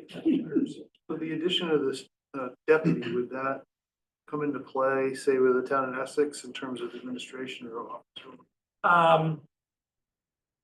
Potentially. I don't want to speak out of turn, but it gives us the ability to offer something up. Because right now I don't have the bandwidth to offer anything. The duck is, the feet of the duck are going like crazy. I'm just reluctant to add a person to Manchester in order to provide services to another. Right, that's not our current reason. Right, yeah. And that's not the reason for this position. If anything, that would be if we had that safer grant, we would have the ability to do it for free and then see, we have real data to look at. Is it beneficial? Yeah, I wasn't suggesting that that's the reason to do the hire. It was just looking for additional. Yeah. So I think, overall, I think those are the main, two things. The deputy is just so we can keep the forward progress. We've made a lot of progress in the year and a half, to keep that and actually get down into the weeds and really optimize the services that we offer, and some of the ones that we should be offering that we don't. And then if we are lucky enough to get that safer grant, it's like hitting the lottery. That gives us the opportunity to actually explore these shared services for no cost for 4 years. I think the safer grant is useful in that regard, but I don't hear enough action really on sharing services to take a step with another position. But So- it's not that I'm against the Yeah. position, but I just don't, I think that the safer is the thing that maybe put us over the hurdle to really share some significant services. I agree. So the deputy, I'm not tying the deputy to shared services. I know you're not, Yeah. but I am. Oh, okay, To okay. me, in my mind, Yeah. that it's adding more to a big department already. Mhm. And I don't know what that shared services would look like. I don't know where conversations are really. I hear hesitance is what I hear. I think the deputy should be looked at unrelated to any shared services. Yes. Agreed. I don't share that view. Okay. I would be unwilling to vote for a deputy if it was for the purpose of enabling us to do shared services. That's where I come from. Well, I share that. I share that view. So, I- Chief, go ahead. I'd like to add the deputy. I see the need. I don't like adding another 115 to this 44 that we're already increasing. So I would like look to try to, instead of adding one, making one of these firefighter, the 76-8, make that the 115 and maybe backfill that next year and maybe bump up the overtime a little to make it work, just so that we don't get the full 115 this year, next year, that we spread it out a little bit more down the road. I think that's all complicated. Well, it's just, it really hurts the staffing, right? You know, Can we make that work? you would put yourself where you're gonna have two on. Well, contractually, we can't. So we'd have to backfill. So whatever group, you say group Right, so one, you're somebody over- moves up you're anytime. overtime. So anytime somebody takes a vacation or out sick or a personal on that group, We got the it's other- automatically gonna trigger overtime. Right now, we have a buffer that one person's out, we go from 4 to 3. Right. And that's why we're on. So I guess we track could, do the math on that, what that would cost. Yeah, just do, I have a question on this. We say contractually we can. And for a number of years, we've talked about 3 people on floaters, bringing it to 4. Are we at a situation now where we are 4 contractually and we can't change from that? we're 4 and we drop 3. Okay, But if we were at 3 and if we did that, that example, one group would be at 3 all the time, so every vacation day would trigger. those overtime. right. Call out sick or whatever. Yeah. What are your thoughts, Andy? Well, I also see the need for the position just to kind of support some of the load that the chief is currently carrying. That flexibility is good. I always get a little frustrated when I bump it. It's kind of contractual kind of obligation because we're all just people trying to do a job, right? But that's what it is.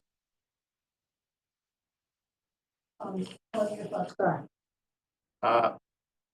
I think that we are saddled with the responsibility to make sure that town government is as efficient and cost effective as it can be. I don't think I don't think anybody has told us try to improve services in town. We're not satisfied. And maybe it's because you're up at the 2 o'clock in the morning doing the budget, but so be it. I'm sorry, but I don't think we're in the business of improving services. I think we're in the business of trying to make sure that we're cost effective and that we limit our costs and figure out ways to maybe improve the service without having our costs drive upward. So I would say that we need to look again and maybe there is a more complicated application of our existing labor force that could allow for a deputy and maybe for some reduced coverage during certain periods.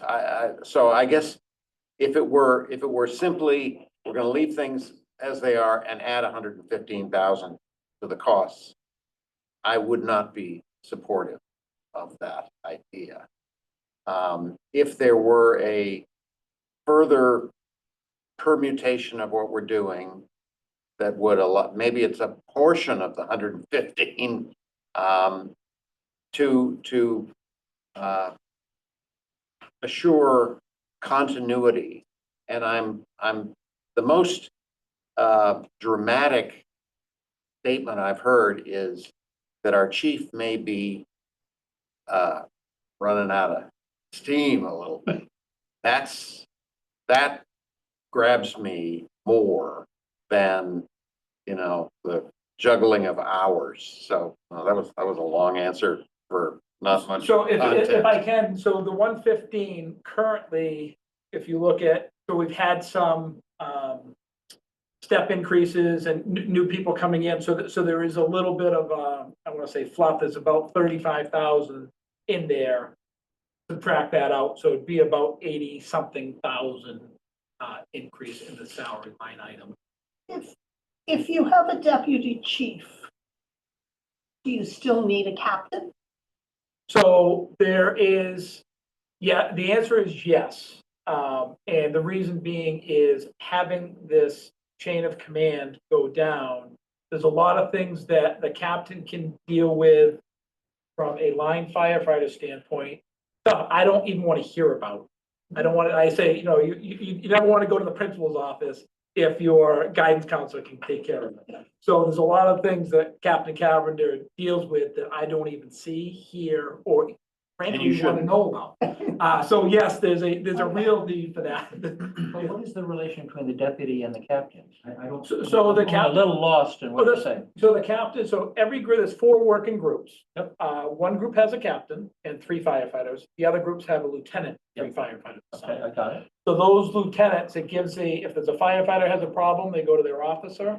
If it can't be resolved, then they go to the captain. Yep. Whatever it gets to be. So Yep. they're on shift work. The deputy, it would be out of the union, number one. So it gives me a little bit of, hey, let's bounce some ideas off of one another and, how do we think outside the box? And it also, they're on day shift, so you get the continuity of dealing with the public, and we can actually start a project and finish it without a 5-day break all the time. And so the captain deals with union issues, I'm assuming. Union issues, he's been helping with fire prevention stuff as much as he can, but again, he's limited based upon the work site. Which is not his, I mean, he devotes a lot of time and, he's up until wee hours doing stuff as well. He's a union member, Yeah, so I'm the only besides the call firefighters, I'm the only and the deputy chief not. that's created, that would be fine. So that really is one of the real important pieces in this equation. The captain. That's the continuity piece. $4,000 difference. Yeah, I mean, it's not, Not huge money. Right. I think step 2 might be like 9 or 10 maybe at the, It's hard to step. yes, yeah. But it's not exorbitant. So I echo what Dara was saying about concern about burnout for a chief. I think he's been doing a great job. I question, there are additional things like fire prevention. You were saying there's nobody asking for additional services. But I don't think anybody knows that that's not being done. Right? So I think we have to add that conversation into this debate as well. I don't know whether this group is authorized to do level of service judgments. Maybe we need a little more input. Not that we're not getting great input from the chief, but for us to decide in our budgetary conversations that we think the level of service that the fire department has been providing should be upgraded. Maybe that's not our job. Our job is regarding the budget. Okay. So if we feel from a financial standpoint, it would make sense to add a deputy, Okay. then it's up to the select board to ultimately decide whether that's added or not, right? Ours is just You a, recommend. ours is just a recommendation. Yeah.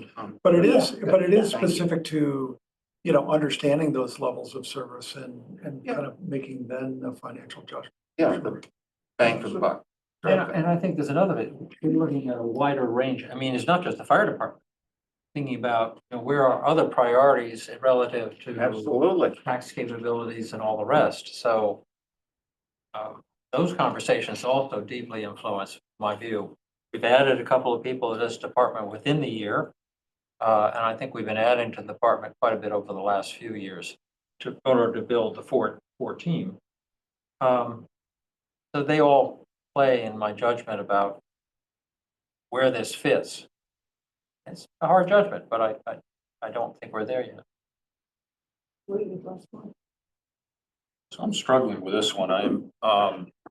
I will say as a manager and somebody runs a company, when I hear somebody say they're steaming out, burning out, I get worried. And I will say, I think you've done an absolutely amazing job. I mean, I pull up your monthly reports and look at them, and you have transformed this department, which is key. But I am worried about the burnout factor. On the other hand, I've been long enough in the tooth on this committee that we have struggled with trying to find comparable metrics of other communities that do this. And to Gar's point, the level of service in Manchester is high. I would say it is exquisite. We have found a really hard time finding other like communities that are even comparing. And when people look at fire departments as career fire departments, those tend to be big cities, municipalities, whatever. Manchester's in that crowd. And, you know, seeing Newbury up there, we used to live in Newbury, you know, it's a very family oriented, sit around the campfire, you know, but it's different than where we are. And 115K on top of 1.7 million and benefits, I just think that's a hard sell with other things going on. So my recommendation would be, we try to grow this from within. And I'm always talking about the denominator problem. You know, we have 4 on, but what do we always need 4 on? Could we do 3 on a little more?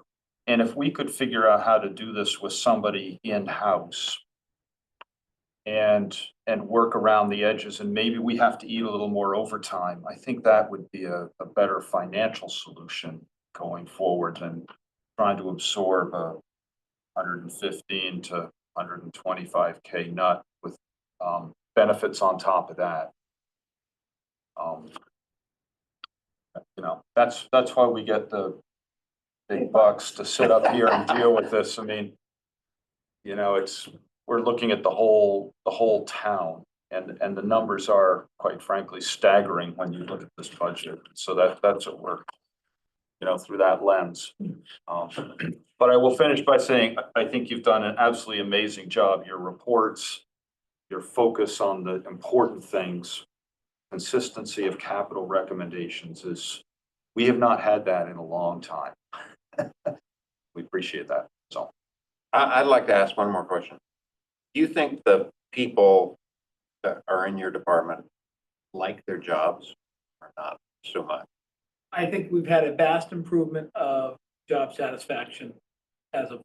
Great. Does that mean somebody's not gonna go on to a No, bigger of department? course. No, but Right. I'm a lot less worried now than I was when I walked in the door. Okay, thank you. Thank you. Congratulations. So what my suggestion is that we get this fire department budget, 2 scenarios, the detail, one with the deputy, one without.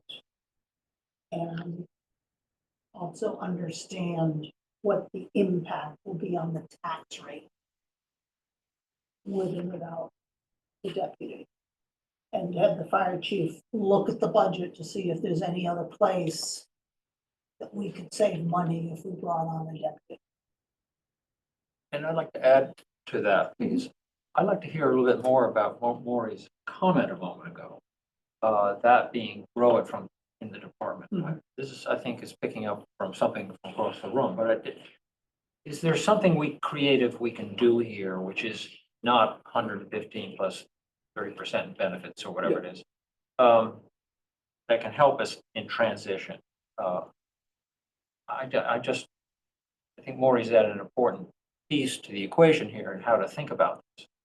So I mean, I think there is a plausible way of going about that. we can go in and just give our best estimate of what our, overtime would look like. Given worst, I would say like worst case scenario, if, everyone used their vacation and, the average amount of sick days that are used in a calendar year, what that would add to the, overtime budget. And kind of give that scenario as well. I think it's plausible. Is that my best? Does that give me a warm and fuzzy? No, because, I'm trying to, the best we can is make sure that we have the 4 people there so we can go in on all these fires and all these, anytime we have to put air on, because that's when the department runs seamlessly with 4. Like, if we got to that point that there's 4 there all the time, we're not getting any, I mean, yeah, we get the CSDs and, the other things that are potentials down the road. But that gives Manchester, we can do everything we need to do for a century going forward, unless all of a sudden there's high rises going up all over the place. But that would give us our stability. And the department, you can ask anyone within the department, 3 on duty versus 4. It's night and day with the services we can do, especially with those simultaneous calls. So that's my little worry about doing, kind of going on the outside, is those simultaneous calls then get harder to deal with, because now we're sending a single person to those. We're now, just shy of 60% of the time we have 4 people on duty. We can handle 2 calls in town, no problem. We don't have to wait for somebody coming from the Rockport, Gloucester. That's my only hesitance on that. I'll certainly, get the numbers and certainly, analyze that, but that would be my worry in that kind of idea. How are we this year with the, are we about 50,000, the overtime budget? Yeah, we're, He gave us that. That was one of the Yeah. things through that. so we are right there. So we spent 61, we got a balance of 30, so we're 61%, 61.95%. But that's also the bump that we see with the 4th of July. So if you took the 4th of July, like next year, we've had the same overtime expense, we'd be right on the mark. Well, that's a realistic number. Yeah, What you're gonna say, Glenn? Well, I don't expect you to answer this okay. tonight, but as an alternative, Mhm. I know it's not first choice, but are there alternatives to reducing your work? In other words, can we contract out for something? I'm making this up. Inspectional services, is there any way to do that, to get that off your plate?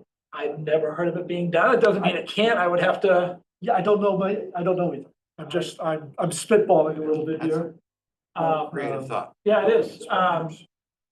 Just, speaking about the cost, the problem with, at the end of the day, the liability still falls on me as authority having jurisdiction for anything that those outsourced people do.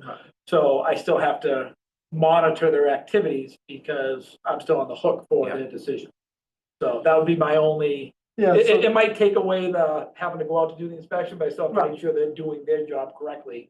So it's moving from one bucket to another. But I've never heard of it being done, or if there's even a company that does it. I don't know. Interesting. Okay. And maybe that was a bad example. No, I mean, I don't know if there are, when you look through your long list Yeah. of things that you're trying to keep those plates spinning. Yeah, yeah. Is there something that someone else could do? Well, you said, for instance, you get a lot of calls from, somebody on X street.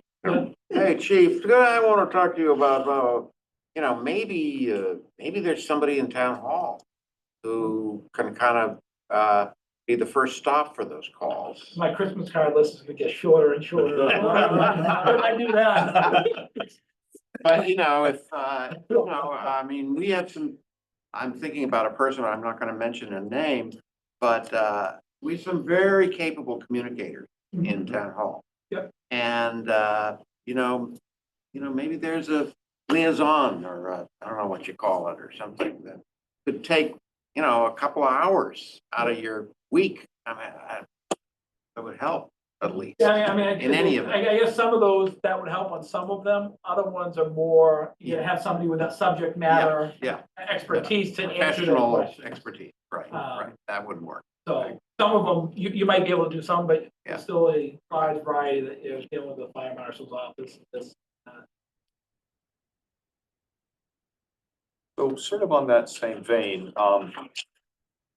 police, we farm out a person part-time. That sounds really mechanical, as a safety resource officer in the school. Do you ever do that with firefighters in other communities? And where I'm going with this is, if you have somebody in the department right now who could graduate to being deputy chief, could we fill that missing slot by sharing that responsibility with another town? And I know this gets probably really No, that's too complicated, complicated, Maureen. but Well, it it goes- does, and I hate to say it, you know, to Andy's point, it comes back to a contractual thing that, Yeah. that would create another huge.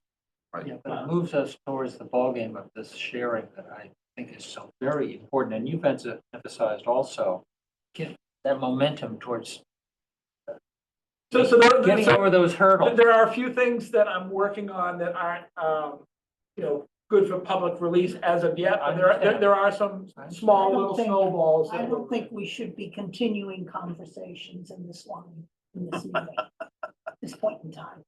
I guess I just want to support the fact that I think we're all trying to look for a solution, including Greg's thoughts. Mhm. We're trying Oh, to support absolutely. your position, I appreciate it. you know, and I think I've heard of ideas that may want some thought on that. Well, I'd like to thank you very much. And, you know, as always, come by, have a cup of coffee and, you know, That'll take more of your time. you know, He sees that as an investment. but, exactly. give us a checklist. You know, I think that, you know, the sharing of narrative on a bunch of different topics helps us move forward. You know, there's things here I picked up that, hey, you know, what, it's a good idea to look at it and to kind of research. You know, there's positives and negatives. Could you weigh in on the status of the fire hydrants? Like I know the one the other night was frozen. Yeah. And that there's a percentage that freeze or that leak. Yeah. Is that, do we have enough in one area, like a different, ones that don't freeze, that they're all right? Or- So it's kind of a luck of the draw, if you will. We're very fortunate, especially with some of the most recent upgrades that have occurred throughout town, that we have a pretty good water source, especially in the downtown area and moving out. There's still a couple areas that they're working on. I want to give kudos to the water department, because when we regional dispatch called them, said, hey, there's a fire. They get on their computers, they turn valves, and they move water pressure from one area to another and made a significant difference. So, you know, I think I sent the letter to you and the select board, but the cooperation between all the town departments on that was, you know, awesome. It was like clockwork. I didn't even have to ask, it was already done. And police department, DPW, water department. I mean, everything was just done in succinct fashion. Who pays for new fire hydrants? The department. Because when, I think you weren't at the meeting when DPW was here, talked a little bit about the frozen. And he said that there was one type of hydrant, Pier Point or Wall. something, I Yeah. could be wrong, that was known for freezing. Because it goes down here and it gets stuck in the little pan, and then it works its way up when it freezes. No, more importantly, because it's leaking. Right, it's leaking And and draining. back, I'm yeah. just wondering if there's some type of plan to replace whatever those fire hydrants, name of those fire hydrants are that are prone to freeze. No, I haven't heard that Chuck has that as a plan. He does typically replace them when he's replacing the water line. Right. And they do preventative stuff. They go by, like that hydrant was actually, I think it was the following day it was due for its normal, they pump it out, test it, and so there's a normal routine Yeah. process. I mean, New York City assigns 2 engine companies to every borough, and their only job is to go around the city during cold weather and thaw hydrant. Yeah. They have a big torch and they put basically a tent over the hydrant, heat it up and move on to the next one.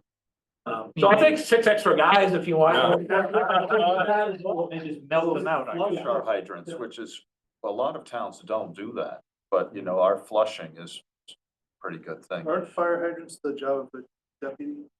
Yeah, I can add that too. I like how you think. But that's sort of a good question, Greg, is my recollection was we changed out about 6 hydrants a year in town, but that's data point from way, way back. And if you're doing like Pleasant Street, you're probably replacing many more because you've got everything open. Yeah. But, you know, what is kind of the long-term hydrant replacement plan around town? And, you know, that's probably something to think about here. Don't have the answer to that one. I mean, Yeah. let me just back on that one. Anybody have any other questions of the chief? Okay. Thanks for Thanks, coming in. Thank you very much for enduring our question. That's it. You go to bed early tonight. Oh, I don't know about that. We'll see. Maybe for a couple hours. It's your turn to feed the baby. Yeah.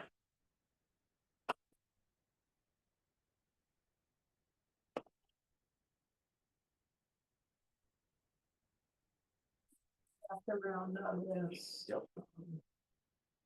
We also have to think about that change in the emergency. Management.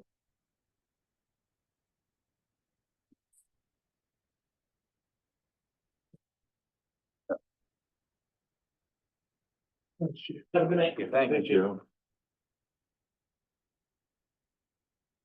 And my struggle is when we're making other changes in the budget.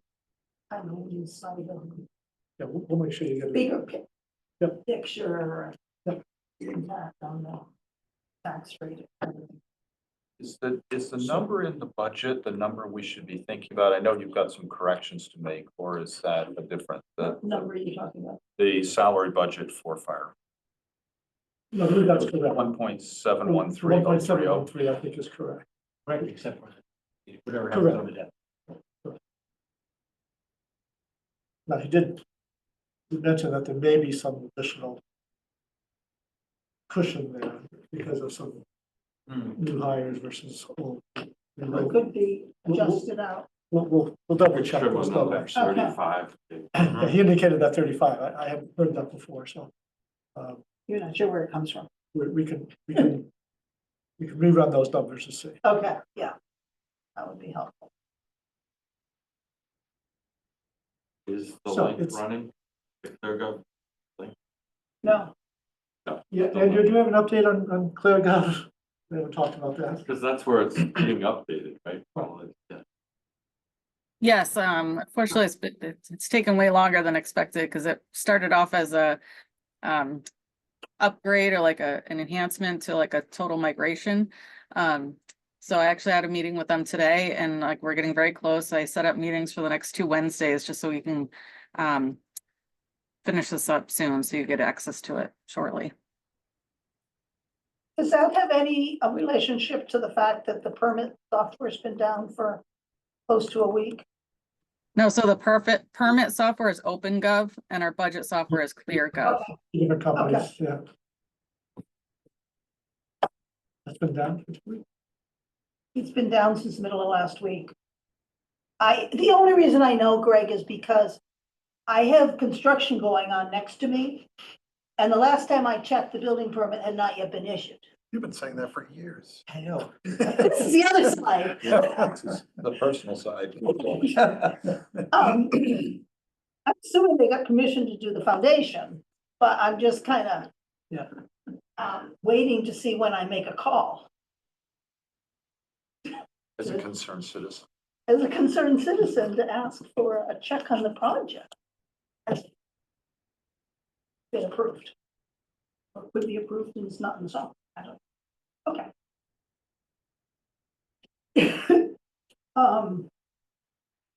Discussion of revenue projections. I don't have much.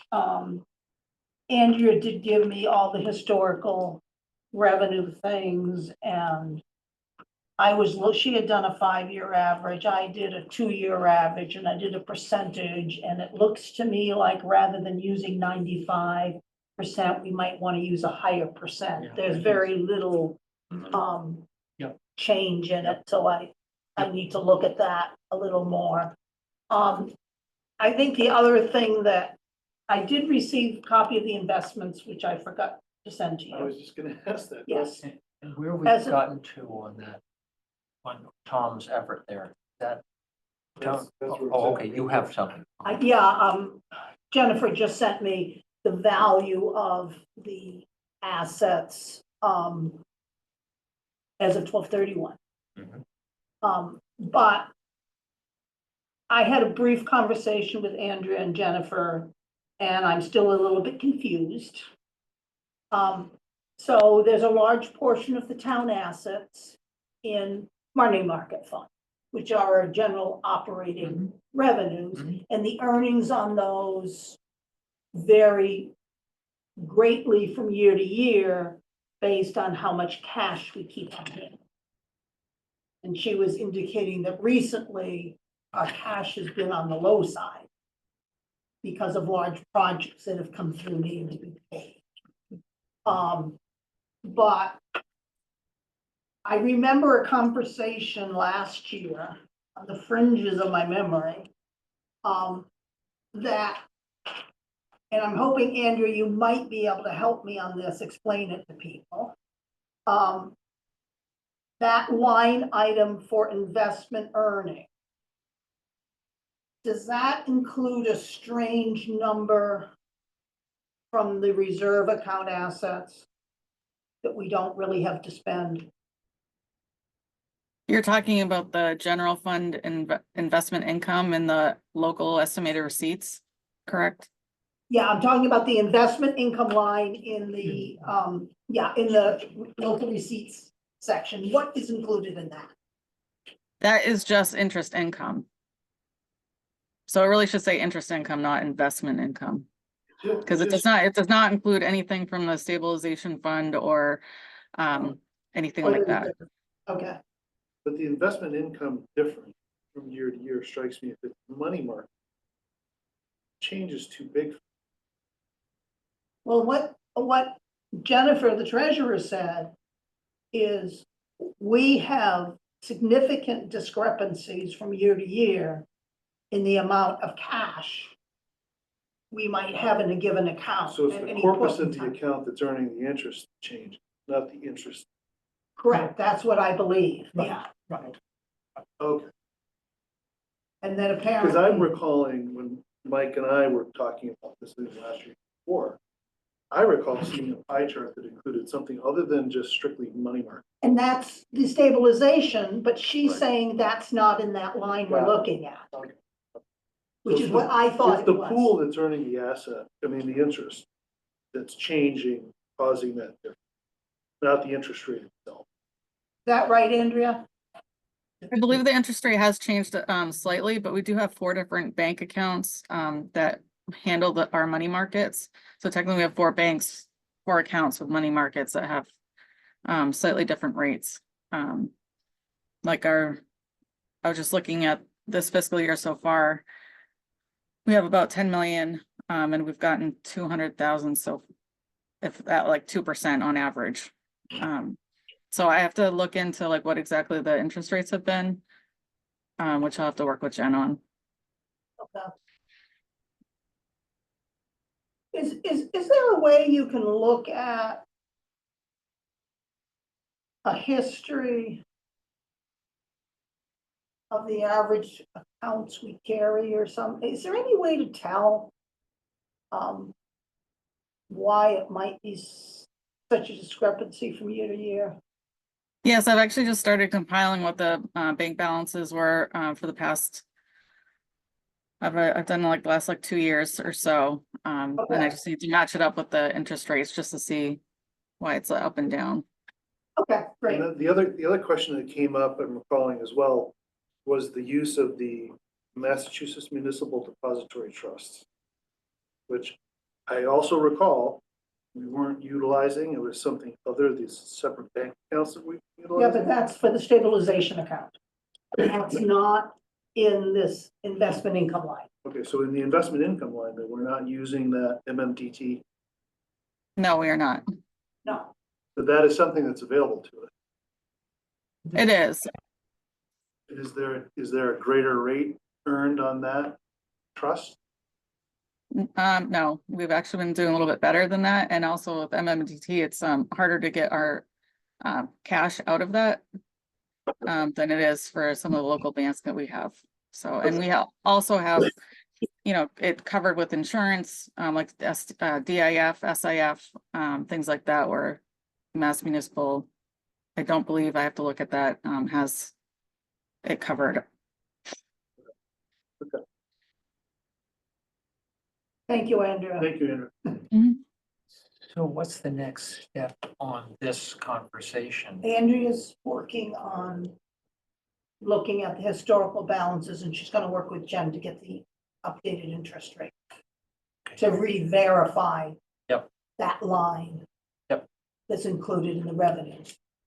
So to go all the I way think back, if we want to have a discussion on the investments in the stabilization account, that's something we can do some other time in the year outside of the budget process. Yeah, that would be good. but I think your efforts to create a factor that we apply is a very worthwhile thing to do. Right, It might just not apply to this investment account. That's all, exactly, that's all. right. That's why I was asking what was the next step. Because Yeah, and I think once Andrea has her information, maybe we can come up with some guideline on that line item too. I think that'd be Not that'd be real very specific. useful, I think. But, because that's a big number that vacillates. We don't want to overestimate. Not gonna keep much money on you, that means a lot.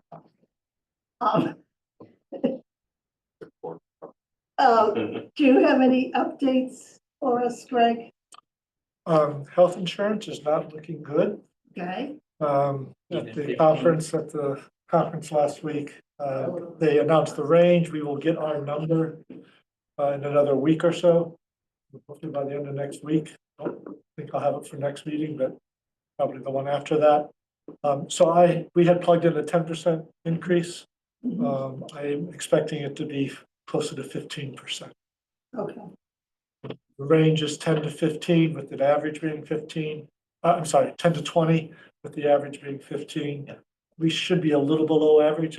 Our utilization rate has been pretty good so far this year. So I'm hoping we come in a little below that 15%, but it's certainly going to be higher than 10. so you're expecting we would have that available on 219? Yes. Okay, Yep. The operational audit, was hoping to get it today. So it didn't come, but hopefully tomorrow. I've seen a rough draft and the overall conclusion is that he feels that we're too lean in many of our operations. We're very efficient, but he feels we're hurting our effectiveness because of being so lean in some departments. From a personnel standpoint, Yep. For example, not having more HR professional hours.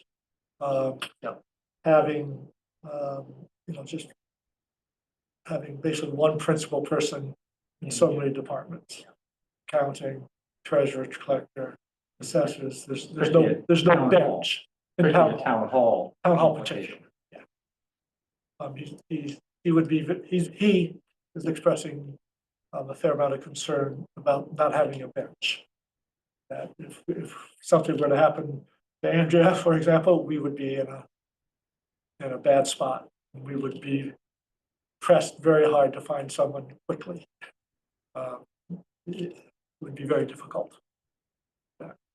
so is your thought to, once you receive that, to put together some type of a plan Yes, where you might we're not going to do everything at enhance once. things, over time? It's going to be a 5-year plan Okay, to correct some of these deficiencies.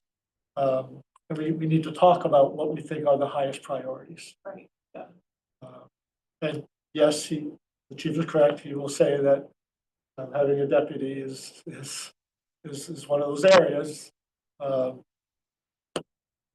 we also have public safety is one area we, as Boy commented, we are head and shoulders above our comparable towns. So that's the tension that we have. Exactly. Sounds like, you know, with a town this size, the way to get a better bench would be to have people, wearing more hats than to get more people. I think that would be a big focus on how to solve that. Well, I view part of the issue as being that we have a person heading a department, and then we have an administrative person. And it's too big a gap. Exactly. So, and so that administrative person, you could beef up. So Right, they become an assistant rather than an assistant too. So that's one, yeah, that's an area that would not be that difficult to correct. I think that's probably the lower hanging fruit that we probably address sooner in the order of things. To improve that bench.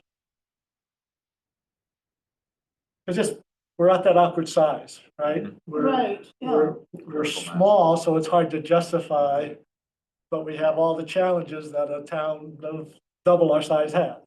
You know, it's, having 5,000 versus 10,000 doesn't really change the workload that much. But it's harder to justify it when you're 5,000 and not 10,000. And it's tough to merge with Gloucester. Yes. Yes. Yeah, we're a ward for Gloucester, right? You know, but we have all the challenges, many of the similar challenges. Not quite the same, but Yeah. you get my point. We get you. You've probably thought about this, but you know, who are our nearest trading partners? And how far would you reach to do that? And I'm thinking more things like building inspector, animal control, you know, start at one level and then you graduate to the more demanding roles. But how far would you, and I don't know the answer to this, but you know, Hamilton, Wenham, you Well, know, we have would to you have reach animal out to control. Topsfield? Would you reach out to Roveland? Would you reach out to Newburyport? Is that too far away, or is a lot of this remote enough that some of it you could do? You thought about it that way. And I really think of neighboring communities. So basically touching communities.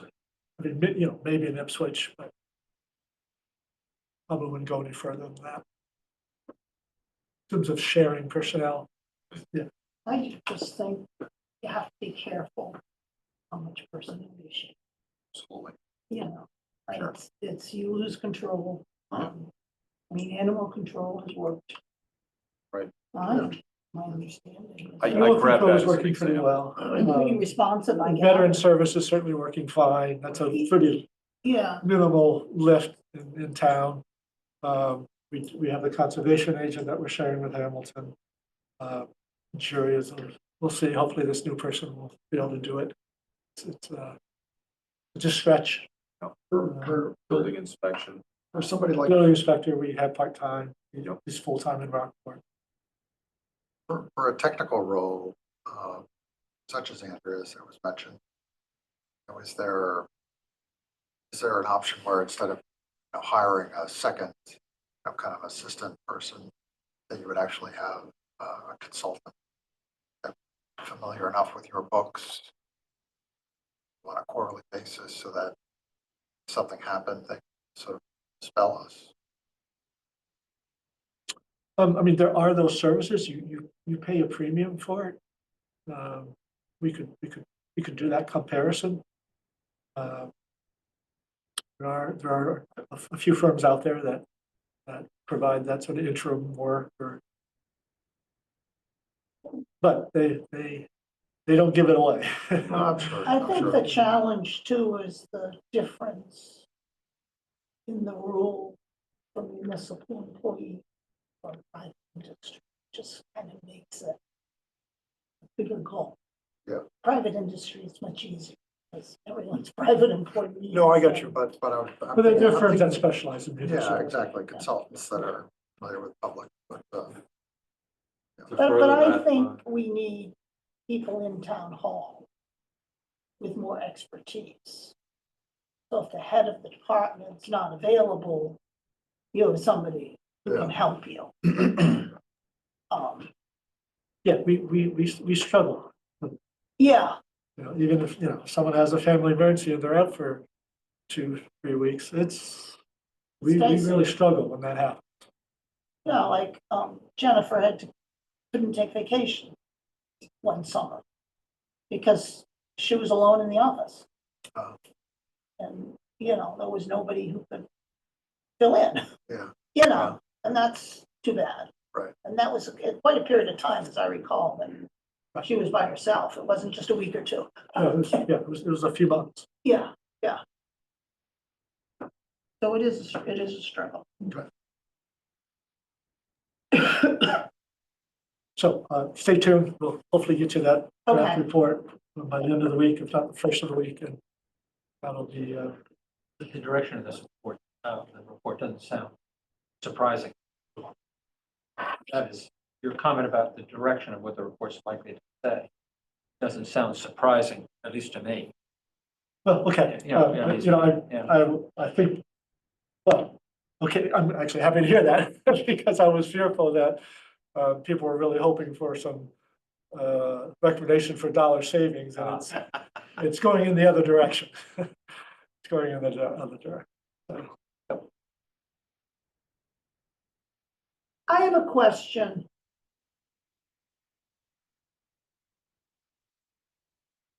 In private industry, you don't have staff, you don't have everyone gets the same raise each year. You have annual reviews and you pay people based on how well they do. So if somebody exerts a lot more effort than another person, they get paid more, depending on the responsibility.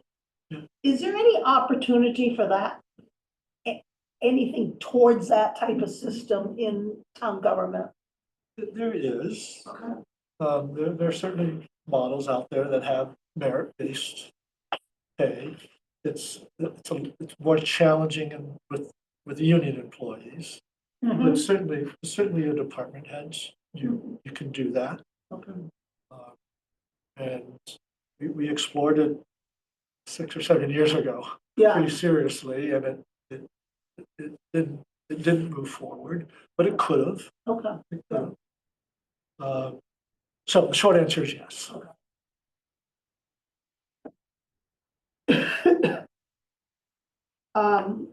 We have minutes from January 23rd and January 29th. People had an opportunity to look at them. I know Gail made amendments to the 23rd. Does Would you like a anybody? motion to adopt them? I would. I move that we adopt both sets of motion. Do I have a second? Second. Andy, second. Any discussion? Do I get to vote even though I wasn't here if I watched the videos? I was told you don't have to actually be at a meeting to vote on the. Correct, you don't. All in favor? Aye. Okay, thank you. Our next meeting is Wednesday, February 12th. With the library Yes. and town budgets. I had a couple of conversations on my walk with David Lumsden driving by in his car. And it sounds to me like they're gonna put another item on the capital budget. Which is, Design work for the, A bathroom. oh, we have that. no, I we didn't don't hear have- you, Andy. Design work for that. $150,000. Is it me or this bathroom thing? I feel like we've done it a couple of That's times. good. I feel like this is. I put it in. I've done I this. put it in. Okay, oh, good. Then that's not new. I think the, That's the number he gave me on the street today. but I think that other number can come down, is my understanding. What number? The painting of and window work. Yeah, that can come out, that's, Yeah, CPC is doing it. right. Yeah, okay. So we'll have to check on that, yeah. The CPC, they're a couple of meetings away. Yeah, they are the meeting after that. And do you have a sense, Dean, of, We have the spreadsheet. oh, we do? We got a spreadsheet. Did I send it to you? I missed it. I haven't seen it. Well, I will send it. I have it. Please send it. I'll send that out, yeah. All right, I'm asking because I'm sensitive to whether or not we are in a position of having to kind of push back on a couple of projects last time. Want me to list what projects there are? Sure. Singing Beach bathhouse upgrade. Lifeguard chair. Moby mat. What, just curious, what's the dollar value on the upgrade? 50. Moby mat, I might have some feedback on that. Okay, I didn't think much of the Moby mats they had at the beach last summer. are those plastic things, so it's easier to walk? It's funny, on the some sand? people hate them, some people love But there them. was a drop off of like 4 to 6 inches at the bottom. Oh, at the end of it? Yeah, they need to relay them every day. I like the ones over at Tux Point. Right, Those are like wood right, they're not near the water, so they're not getting. slats. They're much nicer, They're not getting it. even though I fell on one day. Affordable Housing Trust. Right. 200K. Regional Housing Production Plan to update it, Every 5 years you got to. 20K.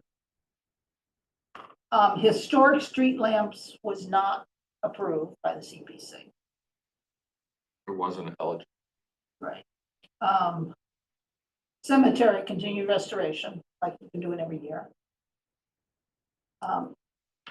Otherwise they cry, Right. the residents. Historic police photos, I think they were getting input from the Historic District Commission. The library windows. And rotunda restoration, 300K. That's what was on. But I will send.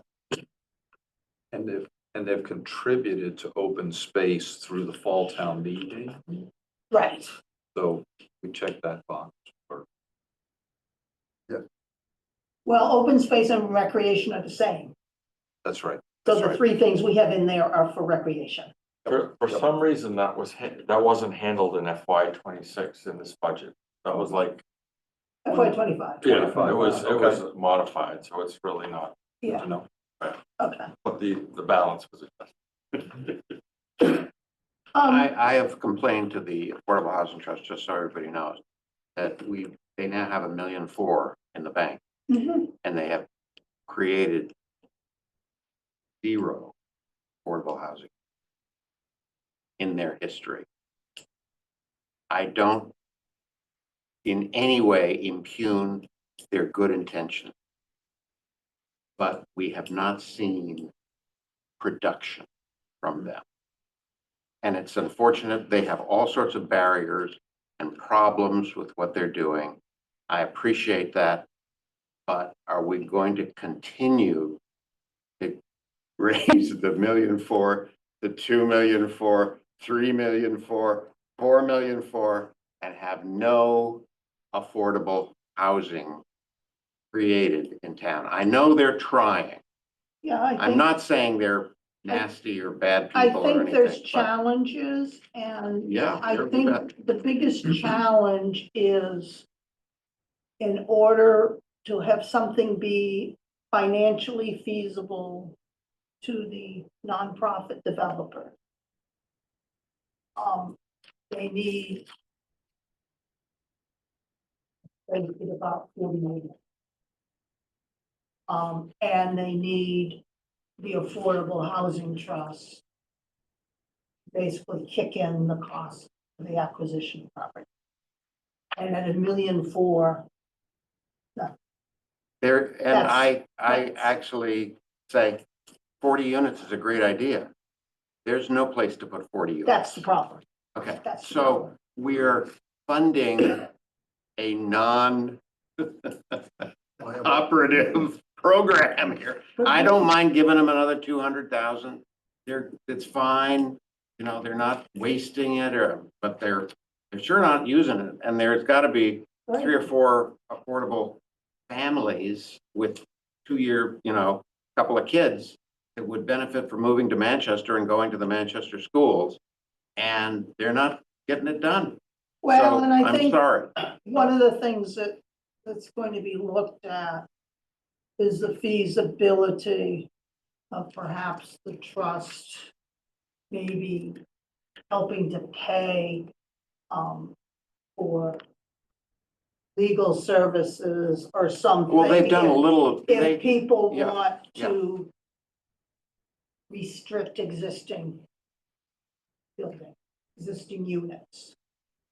To kind of make it, see if there's a way of creating an infrastructure that people could come to pay for by the trust. Mhm. That would make it easier to convert existing. that would be Housing good. stock. That would be good. Um, But we gotta we I gotta have know. our eyes open here. I That's know. all.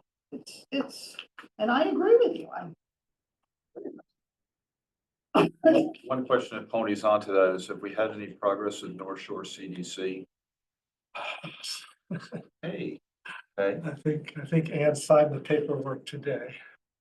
wow, awesome. All right, Long time coming. progress.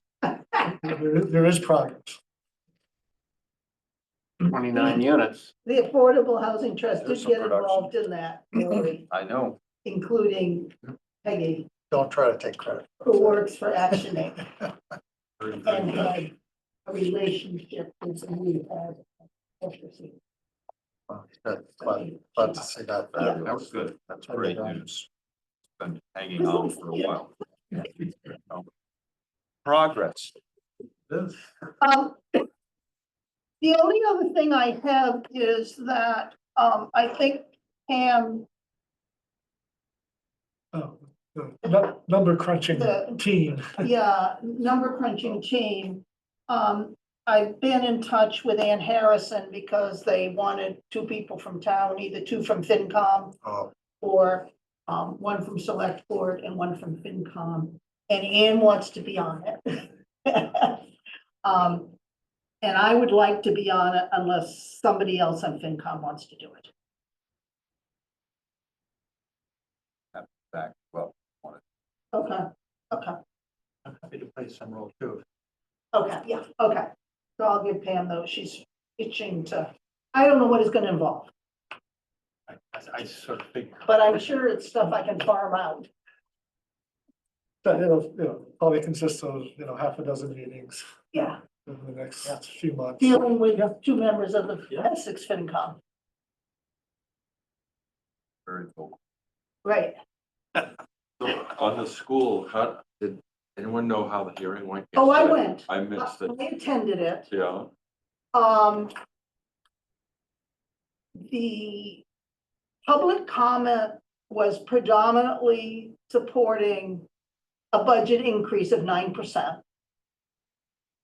Not a single person enumerated the difference between, as far as curriculum went, between the 9% budget and the 5.42% budget.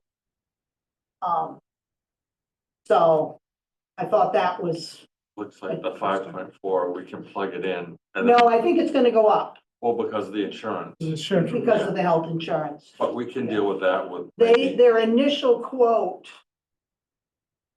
is 27% increase 27. 27. from their existing carrier. What? So they're going out for bids. Can they merge with the town? No, they can use the town's carrier, but they have to stand on their own. They're high utilization of their health insurance is a Absolutely. challenge. Teachers. And is that including looking seriously at Maya or not? Yes. They're going to, Okay, good. they're going to look at Maya. But I think they were waiting to get the final quote from their existing carrier Before they go to Maya. before they go out and, Well, they're teed up to get, they've already talked to Maya Okay. and a couple of others. so. But it was, nobody from the Essex FinCom spoke at the school public hearing. I'll tell you, 3 of them playing paddle tennis last night.